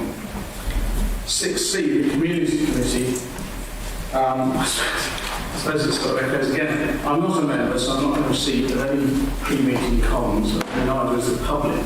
So when the minutes, as these do, show 629 Regalia A to note Coat of Arms update, and then shows it was noted, it isn't helpful to anyone not at that meeting, especially as there was no information on the agenda to say what that item, that update was. If every councillor's got to go to every meeting to find out what's going on, we might as well do away with the committees and have everything decided by full council, so everyone can be a party to it. So that's an observation. What is the update on the Code of Arms? I would just refer to the town clerk who will give us an update. Yeah, it's in the files we signed by the King. So we're just waiting for the King to sign it. Okay. 6E. I know on 666 particularly, the Finance and General, I know the committee have reviewed and agreed changes to the SO's and finance rates. Are you able to confirm, please, that these will be recommendations to the annual general meeting after the election, and that they will not take effect until they've been ratified by the full council? So the review that takes place by the Finance and General Purposes Committee is the review prior to the AGM. So they review all your policies. It's like a specialist committee. They look into them and see what's effective, and then those final recommendations go before the AGM every year. So in the first meeting back after the elections, that's when we review all those policies. Thank you. And the last one you'll be glad to know, again on Finance and General Purposes, 667. I welcome the moves there about the Christmas lights and moving the money around, but I wonder why there's a £5,000 cut-off that the proposed special policy.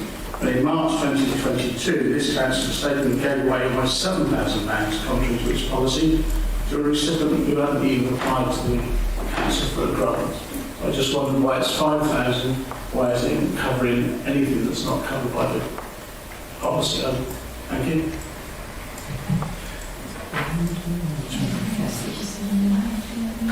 I could refer to the Chair of Finance who might wish to answer that one. Sorry, I wasn't there for that meeting. Would you be able to answer that, Councillor Harding? Sorry. You'll have to repeat the question, Councillor Grayson. Yes, why was the figure for the new policy to cover the non-policy grants, why is the cut-off 5,000? Why isn't it covering more? It says the clerks, the RFO will look at a policy to cover grants from 1 to 5,000. I was saying because we actually last year gave away almost 7,000, why is the cut-off 5? I believe that the conversation at the time was that we don't have a lot of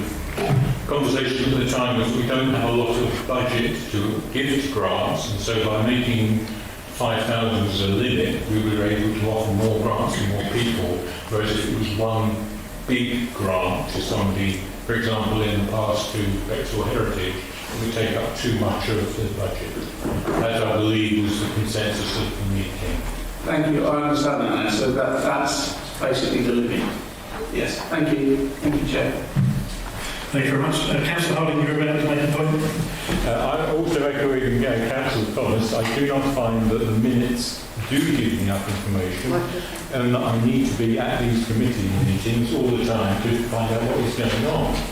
But my specific question, which again was picked up by Councillor Grayson about what is a code of arms update, but I've also got a further one in the community minutes. Item 643C, a flagpole on Little Common. Doesn't give you any information, but I'm assuming that this is a flagpole that's been provided by British Legion, and not being provided by the Bexhill Town Council. Councillor Lawry.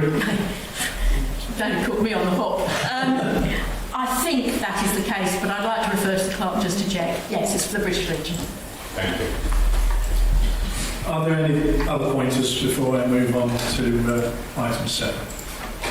Okay, thank you very much.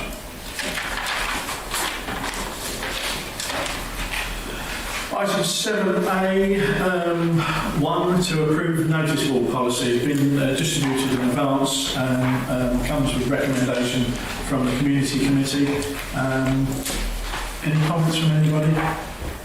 Do you want to say anything, Councillor? Just assuming that you do approve this policy, I'd like to remind all councillors that the notice boards are only as good as the notices that get put on them. So please, if you have local notices that fit in with this policy, make sure you give them to the clerk so that the notice boards can continue to be renewed. Thank you very much. With Councillor Carroll. Sorry, I'll just miss the trick there. So if it's posted specifically, let's say Pacific, it won't go to all the, this is just a simple question, I know, but it won't go to all of them unless it's asked to be displayed in all of them, or we can just stick to post. Through the chair? Yeah, I mean, I can tell you, obviously this is evolving in a way, but certainly when I've given notices in, I've put a little post-it on which says this is only relevant to whichever. Thank you. Okay, we'll put this to the vote then to full council approve the notice board policy. All those in favour, please raise your hands. That's carried unanimously. Thank you very much. Item 2 on there is for full council to name new council premises. This is causing a little bit of confusion for people because people want to call it the shop and then they think, well, actually, it's not a shop.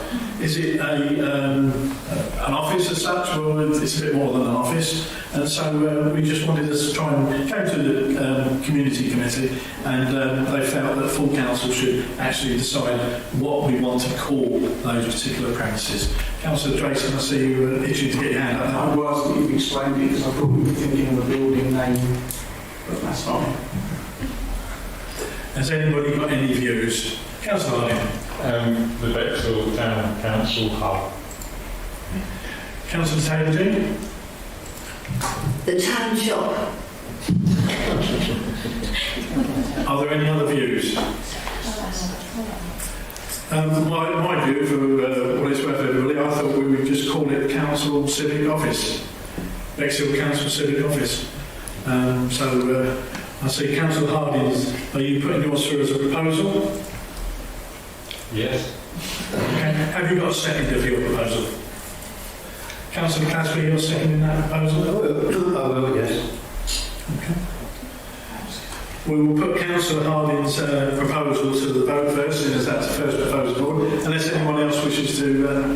Councillor Tracy. I just want to make a comment on yours, Chair, because I thought civic and council are basically the same. It sounded a bit, naming it twice. It's a bit like New York, but we're not like that. We love it just as much, sir. What we do is we discuss that if we get to it, and we got to this first motion here. Councillor Baldwin. Just to say that as much as I like the word hub, we do have an awful lot of hubs in Bexhill now, and from that point of view I think it might be rather confusing. Okay, I'll put Councillor Harding's proposal that's been seconded to the vote. All those in favour of calling the premises Bexhill Hub, please raise your hands.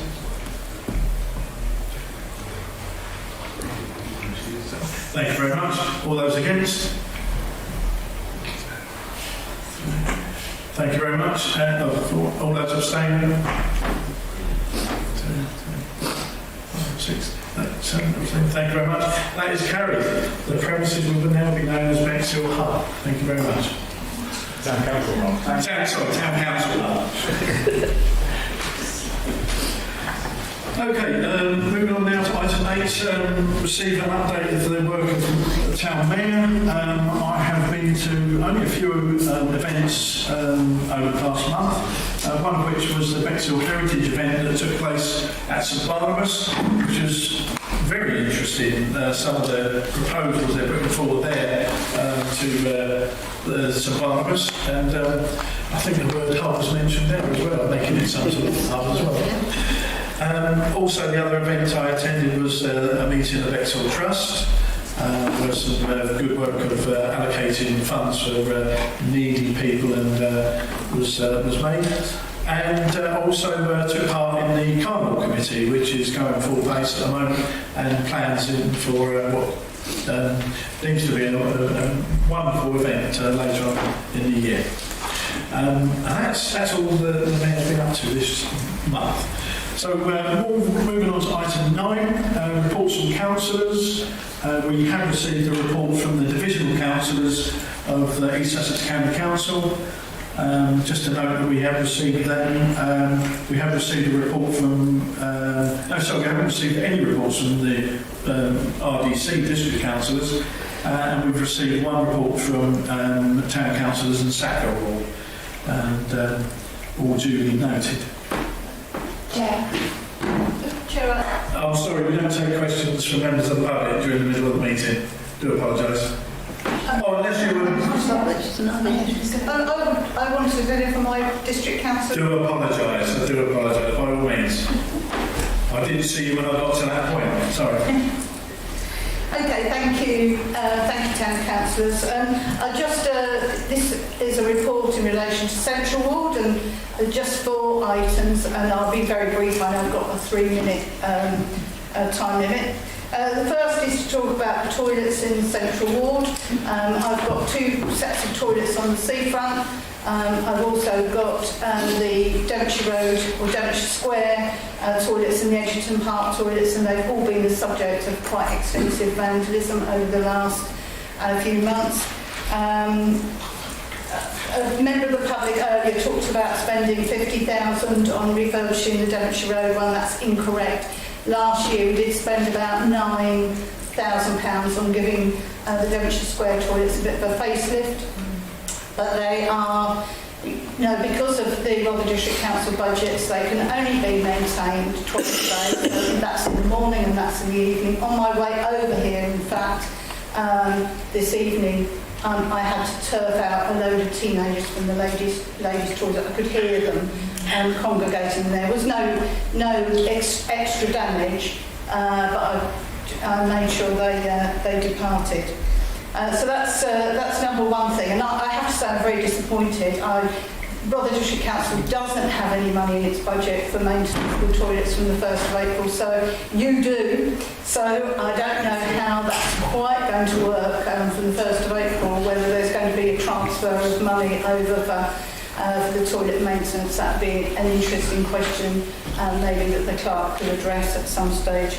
Number two, things about parking consultations, an extensive consultation, quite a lot of new regulations being proposed for Bexhill Town Centre.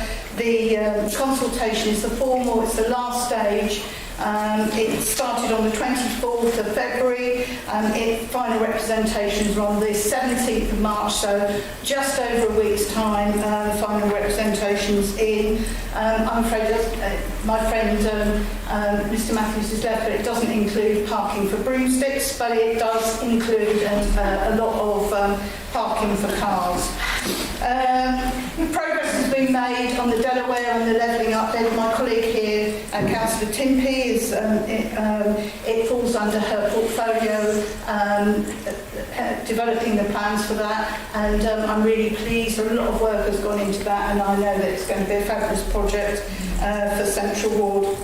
And finally, to say that we've got the planning review coming up. We're developing a new local plan for Bexhill. A couple of weeks ago, I made a presentation to a small task and finish group about the use of UPVC windows within the town centre conservation area. And that has been referred onto the sort of local plan.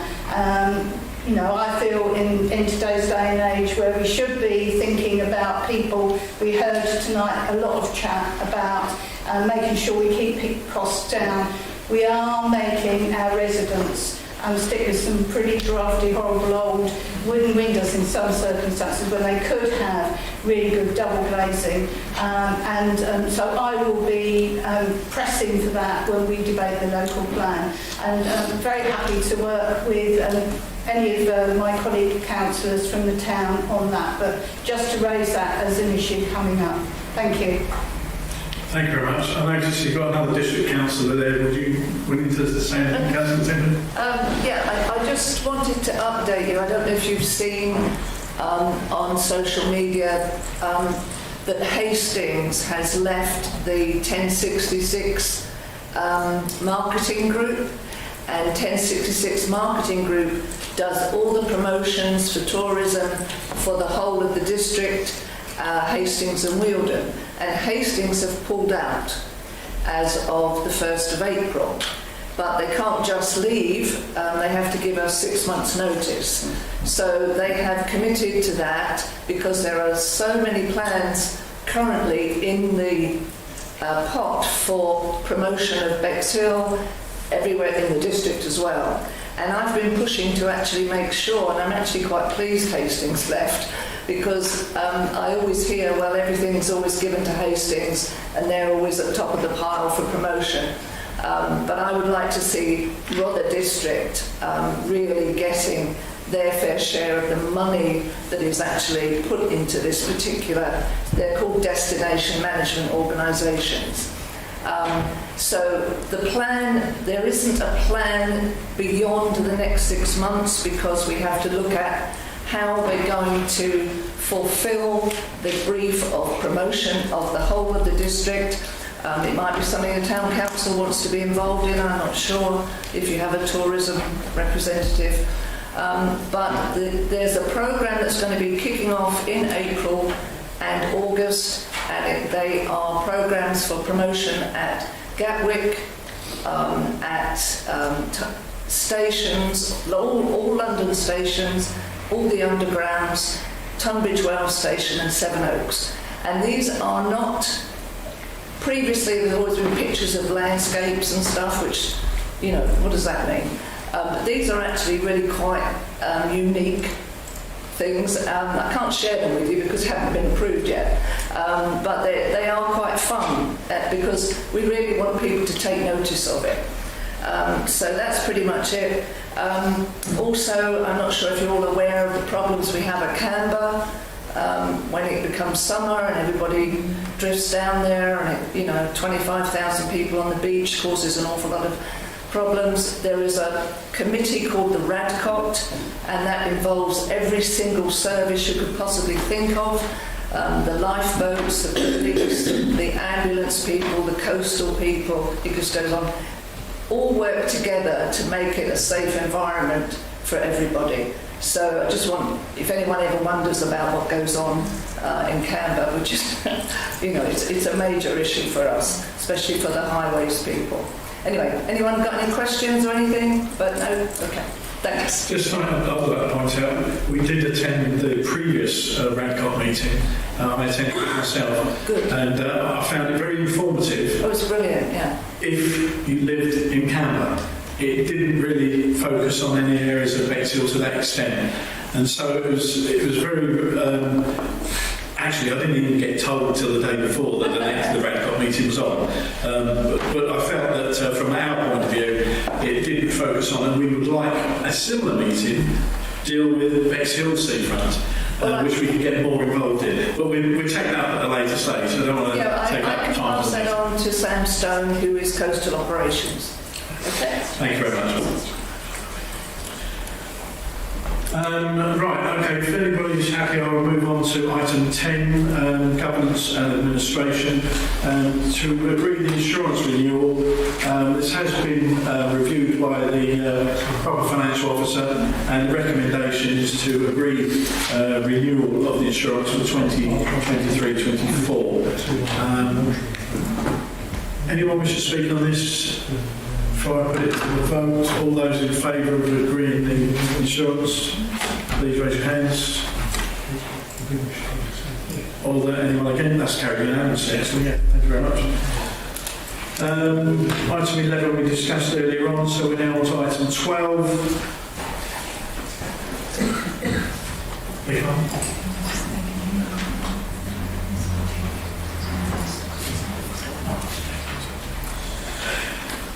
Item 12. Item 12A, there have been no liaison meetings with Rother, so nothing to report back from that. Item 12B, we haven't had any further updates of the Rother District Council High Street Task Force, so nothing to refer back to there. Item 13A, note the police liaison meeting is being organised for April. Sorry, Councillor Stone? Is there a date for that yet? Not as yet, no, we haven't got a date. Councillor Gibson. Sorry, just on that, can I ask that if possible it's not only school holidays, if at all, just because some of us have care responsibilities that will make it difficult to attend? I'm sure the clerk has noted that, and we'll do our best to do that. Item 13B, the clerk is investigating CCTV improvement opportunities. When more time is available, no doubt we have a quiet time during May, I guess. And we will see what happens with that. Item 14, support from Ukraine. Have we got anybody wishing to Councillor Taylor?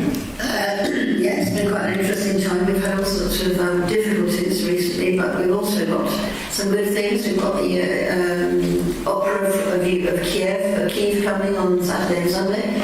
So 45 Ukrainians are going to go and see either Madame Butterfly or La Bohème, and Belvoir is laying on a special reception where the dancers will come, the singers will come in costume to address them in Ukrainian, which is quite exciting. We have got other events and also a possible offer of someone who might buy us a guest house, which would be very good because accommodation is becoming acutely difficult for these women who've got nowhere to go really after they've been hosted. We have a host meeting coming up on Tuesday. We have an appearance at Ashburnham, sort of a festival music to get fully understand with therapy at Ashburnham coming up the week after. And we had 5 policemen at the hub today simply talking about what they can do for the guests, because in Ukraine police are generally looked on with great suspicion because they're corrupt and often quite violent, and they have to understand that hopefully in Bexhill that isn't the case. And the leading policeman actually speaks Ukrainian or Russian, I'm not sure what he would, but anyway, which was a great boon, great bonus. So it's been exciting times, really. And we also, I should mention that Richard Thomas, Councillor Thomas, has taken the initiative to organise a book sale with his wife Penny on Saturday at St Stephen's Church Town Hall from 1 o'clock till 4 o'clock. So please come along and see if you'd like to buy some books at a very cheap price to raise money for the Bexhill Hub to support Ukraine. Thank you very much. Councillor Thomas. Just to add, and obviously the amazing work which Councillor Taylor-G always does on behalf of, I'm sure it's appreciated by us all. But just to add about the event, it's going to be at St Stephen's Church Hall. It'll be from 1 o'clock to 4 o'clock. The money will go entirely towards Ukrainian refugees actually here in Bexhill. All the money, as I say, will go towards them. The £1 entry fee, which will include drink and biscuits. Children is free. The huge collection of books, and we're going to have a qualified reader of children's books. So if you've got children, bring them along, and they'll have a children's reader who can read books to them. So do come along. And if you want to give us some more books, my home address is 14 Wickham Avenue, and I normally get home from any dog walk to find yet more books on my doorstep, and I'll be grateful for even more. I've got a poster about that, which I can let people have before they go. Thank you. Thank you very much. Councillor Strang. I can just say, Councillor Thomas and Councillor Taylor-G, do you need more donations? Because I've collected loads for the turkey and that's become a problem now. So I've got about 5 tons of collections. Do you mean clothes? Toiletries, I've got everything you can think of, men, children, everything. We don't need clothes, really. We get clothes every week. Toiletries, No doubt you can take that conversation outside as well. Yeah, just okay. Yes. Thanks very much. Item 15 on the agenda, external reps reports. Ralph, anything to report from Ralph? No. Okay. Sisters of the Voice? Books out. So it's going really well. I've joined a group now that meets every other week as Citizens Advice rep, with Citizens Advice, with organisations like the Food Bank, the Marketplace, Bexhill Primary Care Network, and social providers, and rather voluntary action. And it's a really useful group for sharing intel about the issues that are affecting people in Bexhill and what their priorities are. And I just yesterday I had a really good presentation from Bexhill Primary Care Network, and if I may just sort of surmise what they do, because I don't know if everyone knows, and it might be useful to advise residents. We talked about the social prescribers, who are, if you don't know, health practitioners that direct people to services that exist in the town that can help improve their mental health and their general well-being. They deal with issues from anxiety and low mood through to debt and benefits advice.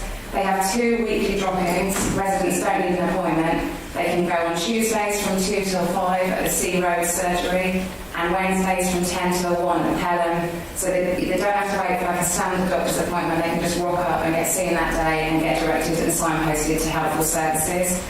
And they've also got an online consultation via an e-hub called Engage Consult, where you can report any medical issues that you have that are non-urgent, and they're reviewed by a consultant who will get back to you in 3 to 5 days. So again, it's a good option for our residents who are finding it difficult to get into a doctor's surgery, and as long as it's not an urgent medical condition. There's around 150 people using this service every week, and their PCN are looking to double that. They now need help sort of spreading the word that those services exist, so I'm happy to pop what I've just said in an email to Julie so that we all know and we can start promoting it in the town. And I've asked them to drop in some posters, sorry it's been a long day, for our notice boards that we can pop up as well to help residents see what's available. They've also got an info day at St Peter's Community Centre on Thursday the 23rd of March from 11 till 4 if anyone's free that day. I'm working, but I'm going to try and pop in just to find out a bit more. I hope that's helpful. Okay, thank you very much. Councillor Carroll. Do you mind sending details out? Just an email. Yeah, I'll send. I should have done it today, but it's been crazy. I'll send it to Julie. She can share it. Thank you, Thank you much. Councillor Taylor-G. Yeah, can I ask briefly, is it right, is it true that only 2 GP surgeries are actually belong to the PCN? That I don't know the answer to. I'm happy to find out. It doesn't sound right to me from the conversation I had yesterday, but I'll check. Okay, thank you very much. Next item on here is the Bexhill Air Cadet Squadron. I've got nothing to report from there at the moment, further than what I mentioned at the last meeting. Fair trade. Thank you, Chair. We are in the halfway through the second week of Fair Trade fortnights. At the moment, the Fair Trade Committee have been doing some fantastic things around the town.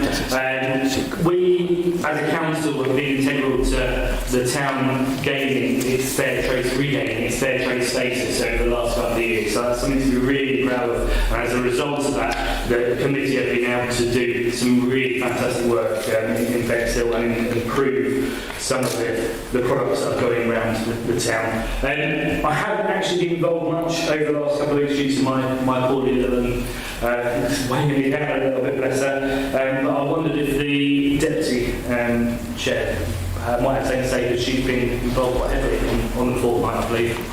Councillor Moore. Okay, I was very privileged to be asked to go along as deputy mayor because the mayor wasn't available. So I took part in activities to start Fair Trade Fortnight, and we went to various premises and various shops which sell fair trade products and promoted them. And then again, I went to the Fair Trade Breakfast on Sunday, which was very well attended, lots of support, and they raised money for fair trade. Terrifically enthusiastic committee who are doing a really good job. Thank you very much. Councillor Carroll. Just a quick question. Do we use fair trade in the hub now, like for our staff? It's just I was just yeah, fair point. I was just asked the clerk. Yes, Jack delivers it for her. Good news. Thank you very much. Oldham Bowl, Councillor Barfoot. Last I heard from Active Robber, there was one remaining training slot that hasn't begun their training, two that have completed their training, and the rest who are currently enrolled in the course, so that's moving nice. Fantastic, that is great news. Okay. And Councillor Gibson, Sea Angling Club Design Workshop. It still continues, and there's still not much more I can say. I really hope I get to give them more of an update before the election, because I know I'm a week off that, so let's see. Okay, point taken. Thank you very much. Moving on to item 16 then, motions from councillors. Councillor Stranger, to discuss COVID remembrance again. Not much of a motion, but I come together with two district councillors, Christine Madeley and Lynn Landons, to come and think about how many people we lost during the pandemic in Bexhill, and also to put a positive spin on it, so to also encourage the kids, because the kids have had a lot to deal with. We've got kids reading, we've got every different community's represented stakeholder, we've got the Lord Lieutenant, we've got everyone from the Conservative member for Bexhill West is the celebrant, knows Fury, the end of the area. So we've included everyone across the board, and it's completely just, we've organised it all ourselves. And next Sunday the 19th at 11 a.m. by the Tree of Hope at the War Memorial, all welcome down. There's gospel singers, there's some kids reading stuff, and we've got quite a bit going on. It should last about 45 minutes an hour, but everyone's welcome. And it'd be good to look forward in a positive light towards the end of it. So Thank you very much. Any questions regarding that? Going forward then to item 16B, motion from myself, to consider how the Town Council can participate in the King's Coronation weekend. Now, this came about after the Community Committee, and I suddenly realised that the bunting that was used through the Platinum Jubilee is now in our ownership, but we hadn't made a decision as to what to do with it. And when it comes to the King's Coronation that weekend, we could quite possibly have the town that we are a council of with no official street decoration to mark that event, and we will have our decorations sat in our hub. So basically I'm hopefully putting it out there that we can look at the events budget, outsource the actual installing of the bunting again, to other parties using the events budget, which there's plenty in there for, and give the town a little bit of a spruce up during that weekend, because otherwise we'll be a very sparse-looking town that weekend. So the idea's out there. I haven't quite formulated it into a formal motion, but no doubt we can have some debate over this. Councillor Tracy.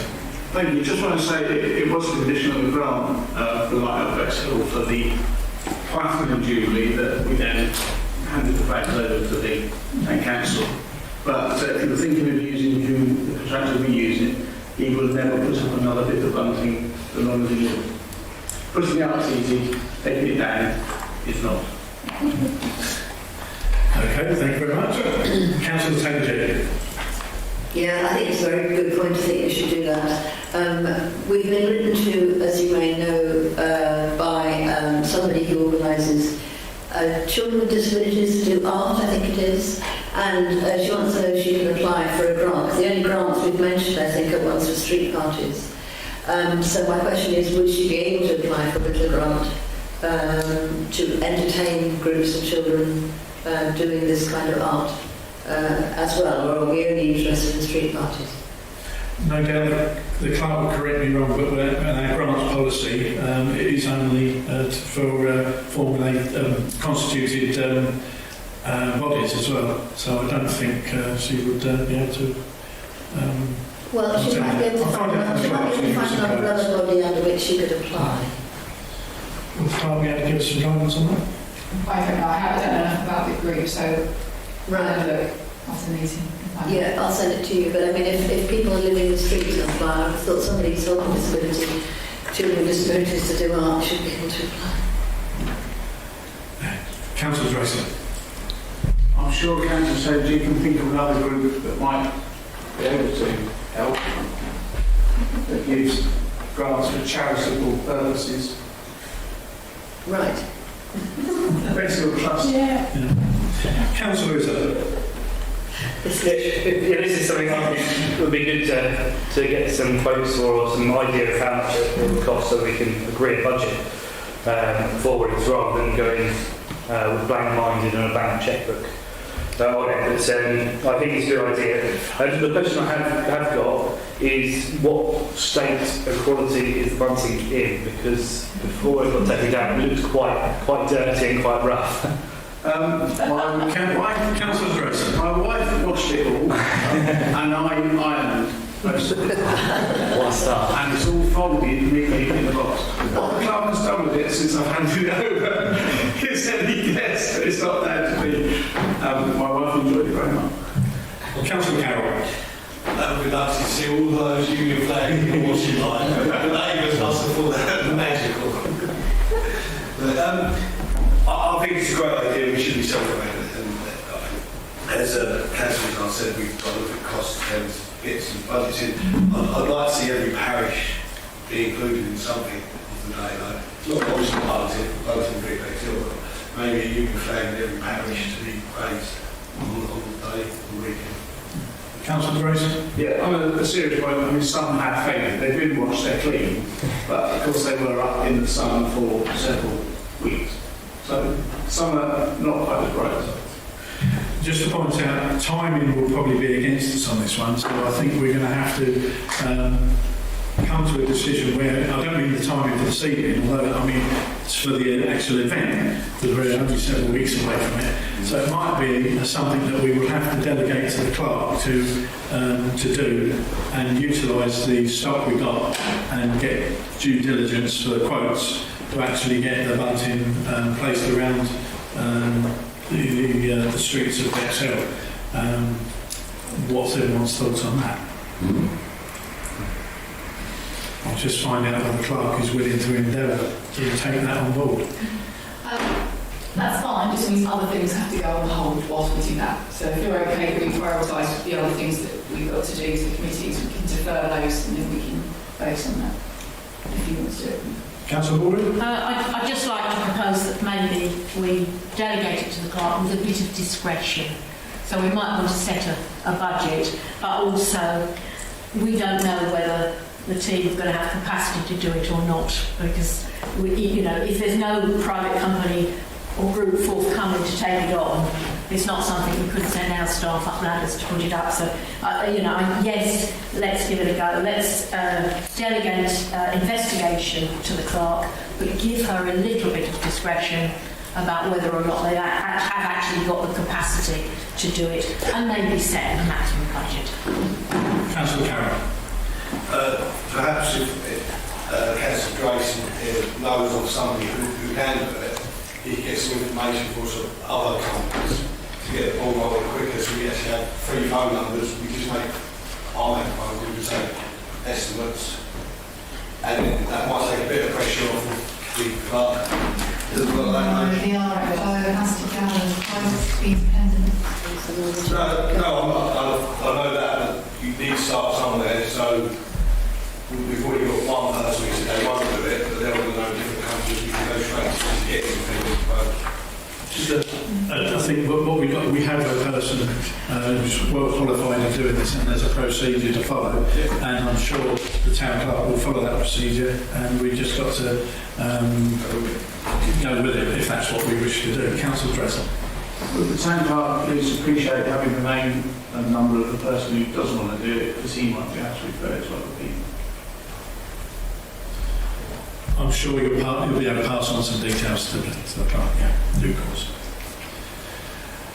Okay, can I put this to the vote then, that we ask the town clerk to seek out an installer of the bunting to ensure that we get the bunting erected around Bexhill during Councillor Dresser. Sorry, I was miles away then because I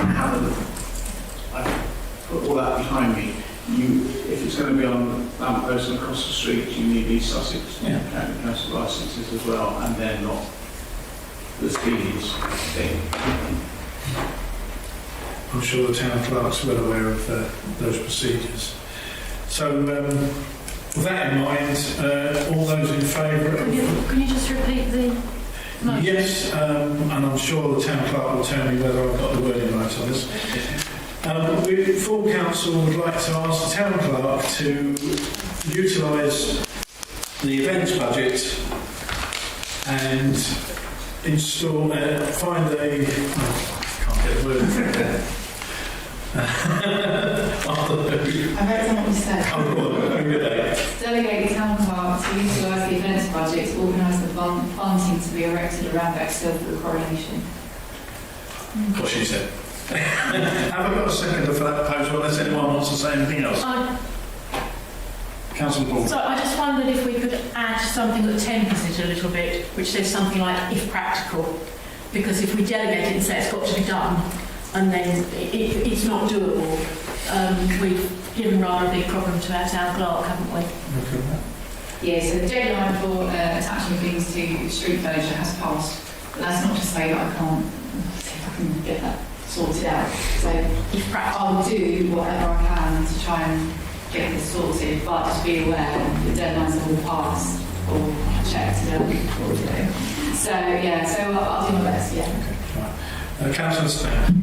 Yeah, is it possible just to add a bit, if it's not possible for the bunting, just to, like Councillor Carroll said earlier, just have a decent flag in each ward of Bexhill, look on them, or is there any, do you have to also apply to East Sussex for that as well, do a flag or something like that? A flag you need a flag pole for, and I'm not too sure where the flag poles are in Silver.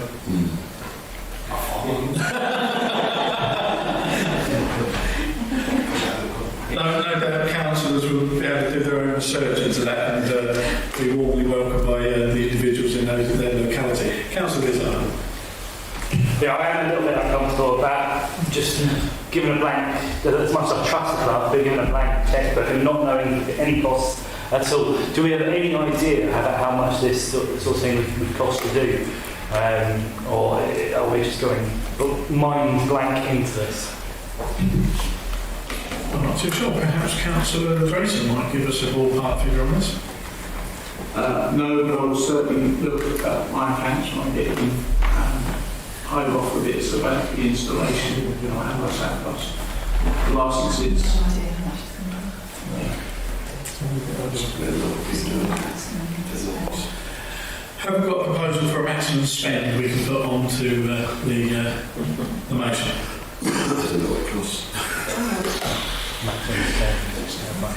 How much is in the events budget? Councillor Tracy. Well, it's not a dig at this council. I asked for £6,000. You gave me £5,100. It cost £6,000 for the battle of Jubilee. But that didn't. No, that was the flat. That was flat and multi. But it involved buying them as well. Okay. So, if I put a caveat in there with a budget of £7,000 to ensure that there's. I'm thinking that the inflation has gone up, so I'm just increasing slightly. Councillor Baldwin. If I heard right, the £6,000 included buying the bunting as well, which we now have. Therefore, I would have thought £5,000 maximum was enough.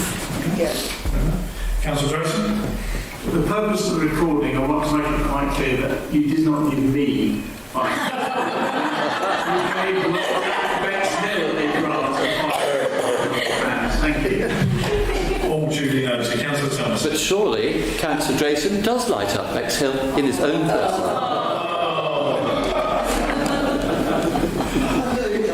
Okay then, with that in mind then, I've got a suggestion there for a £5,000 budget.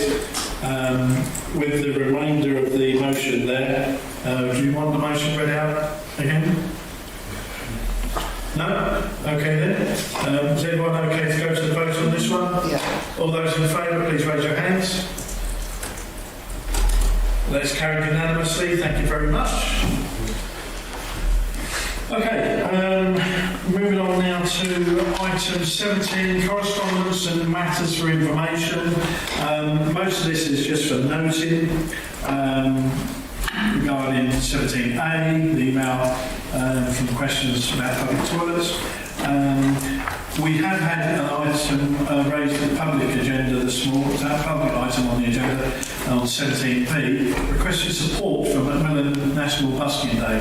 Now, as we've heard from the gentleman this morning, this isn't financial support, it is more or less moral support from this council to give him in his endeavours on this could be national event here. Councillor Tracy. Yes. If you're voting, should I leave because I've declared an interest? Yes, I think so. Yeah, we'll vote on that. And anyone else that is declaring an interest on this particular item? Councillor Carroll. Anybody wishing to speak on this before we go to the votes? Councillor Izzard. Yeah, I'm a bit disappointed I didn't get a number at the beginning of the meeting from him to see him get a bit of a taster. Can't be choosers, can we? Maybe the annual general meeting you might. You never know. Right, okay then. Let's put this to the vote then. All those in favour that we have a letter of support for Kevin Terrell for Macmillan National Busking Day, please raise your hands. Thank you very much. That's carried unanimously. Thank you. Now pull the other two councillors back in. We also had an email from a member of the public concerning council surgeries, all duly noted that they have been replied to. And we've had an event for Bexhill Hospital Meet the Contractor event, which is going to take place, and trust all councillors are made aware of that. We had a member of the public email from another member of the public requesting town forums be arranged. We have informed him this is a little bit difficult as we're now embarking on an election period for us to be involved in public town forums. And item 17F, details of the now legal updates have all been circulated as well to everybody. Okay, item 18 on the agenda to receive any questions, 18B, because there were no questions received. So are there any questions to be received this evening? Councillor Gibson. I'm not sure if this is a question or an agenda item, and it's probably a bit clunky because it's just kind of come into my head, and I know we want to go home. But I just was thinking about the asset transfer committee and whether this is the right way for us to debate whether assets are transferred over. Because I was thinking that 4 of the 6 of that committee in January recommended we continue with negotiations for the lease for the toilets. I don't think there's been another meeting since then, and now only 1 of the 6 voted that we continue with the lease negotiations. I'm conscious we've got 6 really diligent councillors on that asset transfer committee, and we've got a clerk with a massive workload, so there would have been reports prepared, there would have been time gone into it, and I'm not entirely sure that it's working as someone who's not on that committee. So I'm not sure if this is the right place to raise it or if that's coherent, but that's kind of where I'm at with this. Because there will be other assets being debated in future. I believe you started on parks and gardens already. And I don't want us to get stuck in a cycle where it takes months and months and work to decide things. May I suggest you put forward a motion to disband the Asset Transfer Committee and refer all business for that to full council? That's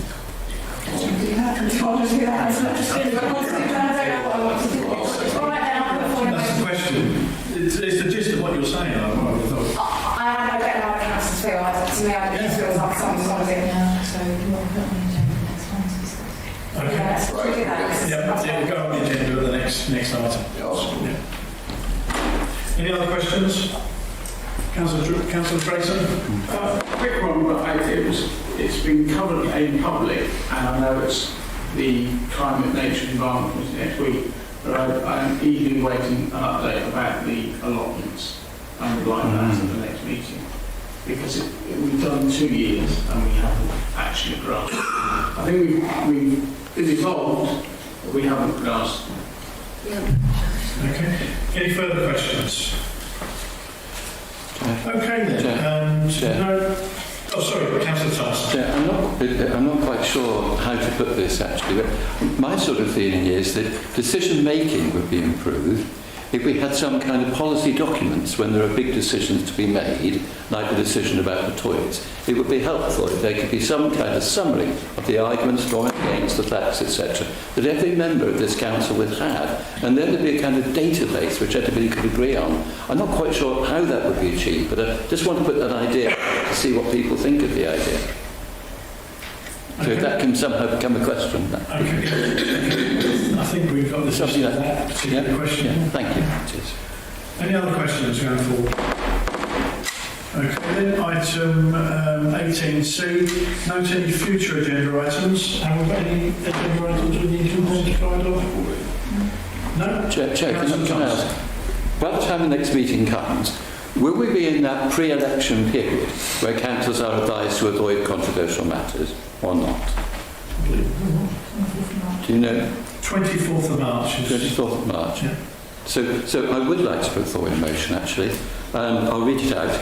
It is that the council should appoint a part-time planning assistant to support the planning advisory committee and to help in the formation of the neighbourhood plan. That's A. B. Bring forward the formation of a neighbourhood plan in order to formulate a public planning vision to Bexhill and also in order to increase the income from the sale coming to BTC. I think it's really important. If we get a neighbourhood plan in more quickly, we can get in an extra 33% of some money, and that will make a huge difference to the actual position of this council. We'll be able to do more without having to have the vision of raising council tax. So I think it's really urgent, so I'd like to put a motion to that effect. Point made, if you could put that in an email to the clerk as well, then we'll get the word in and that's correct. Thank you very much.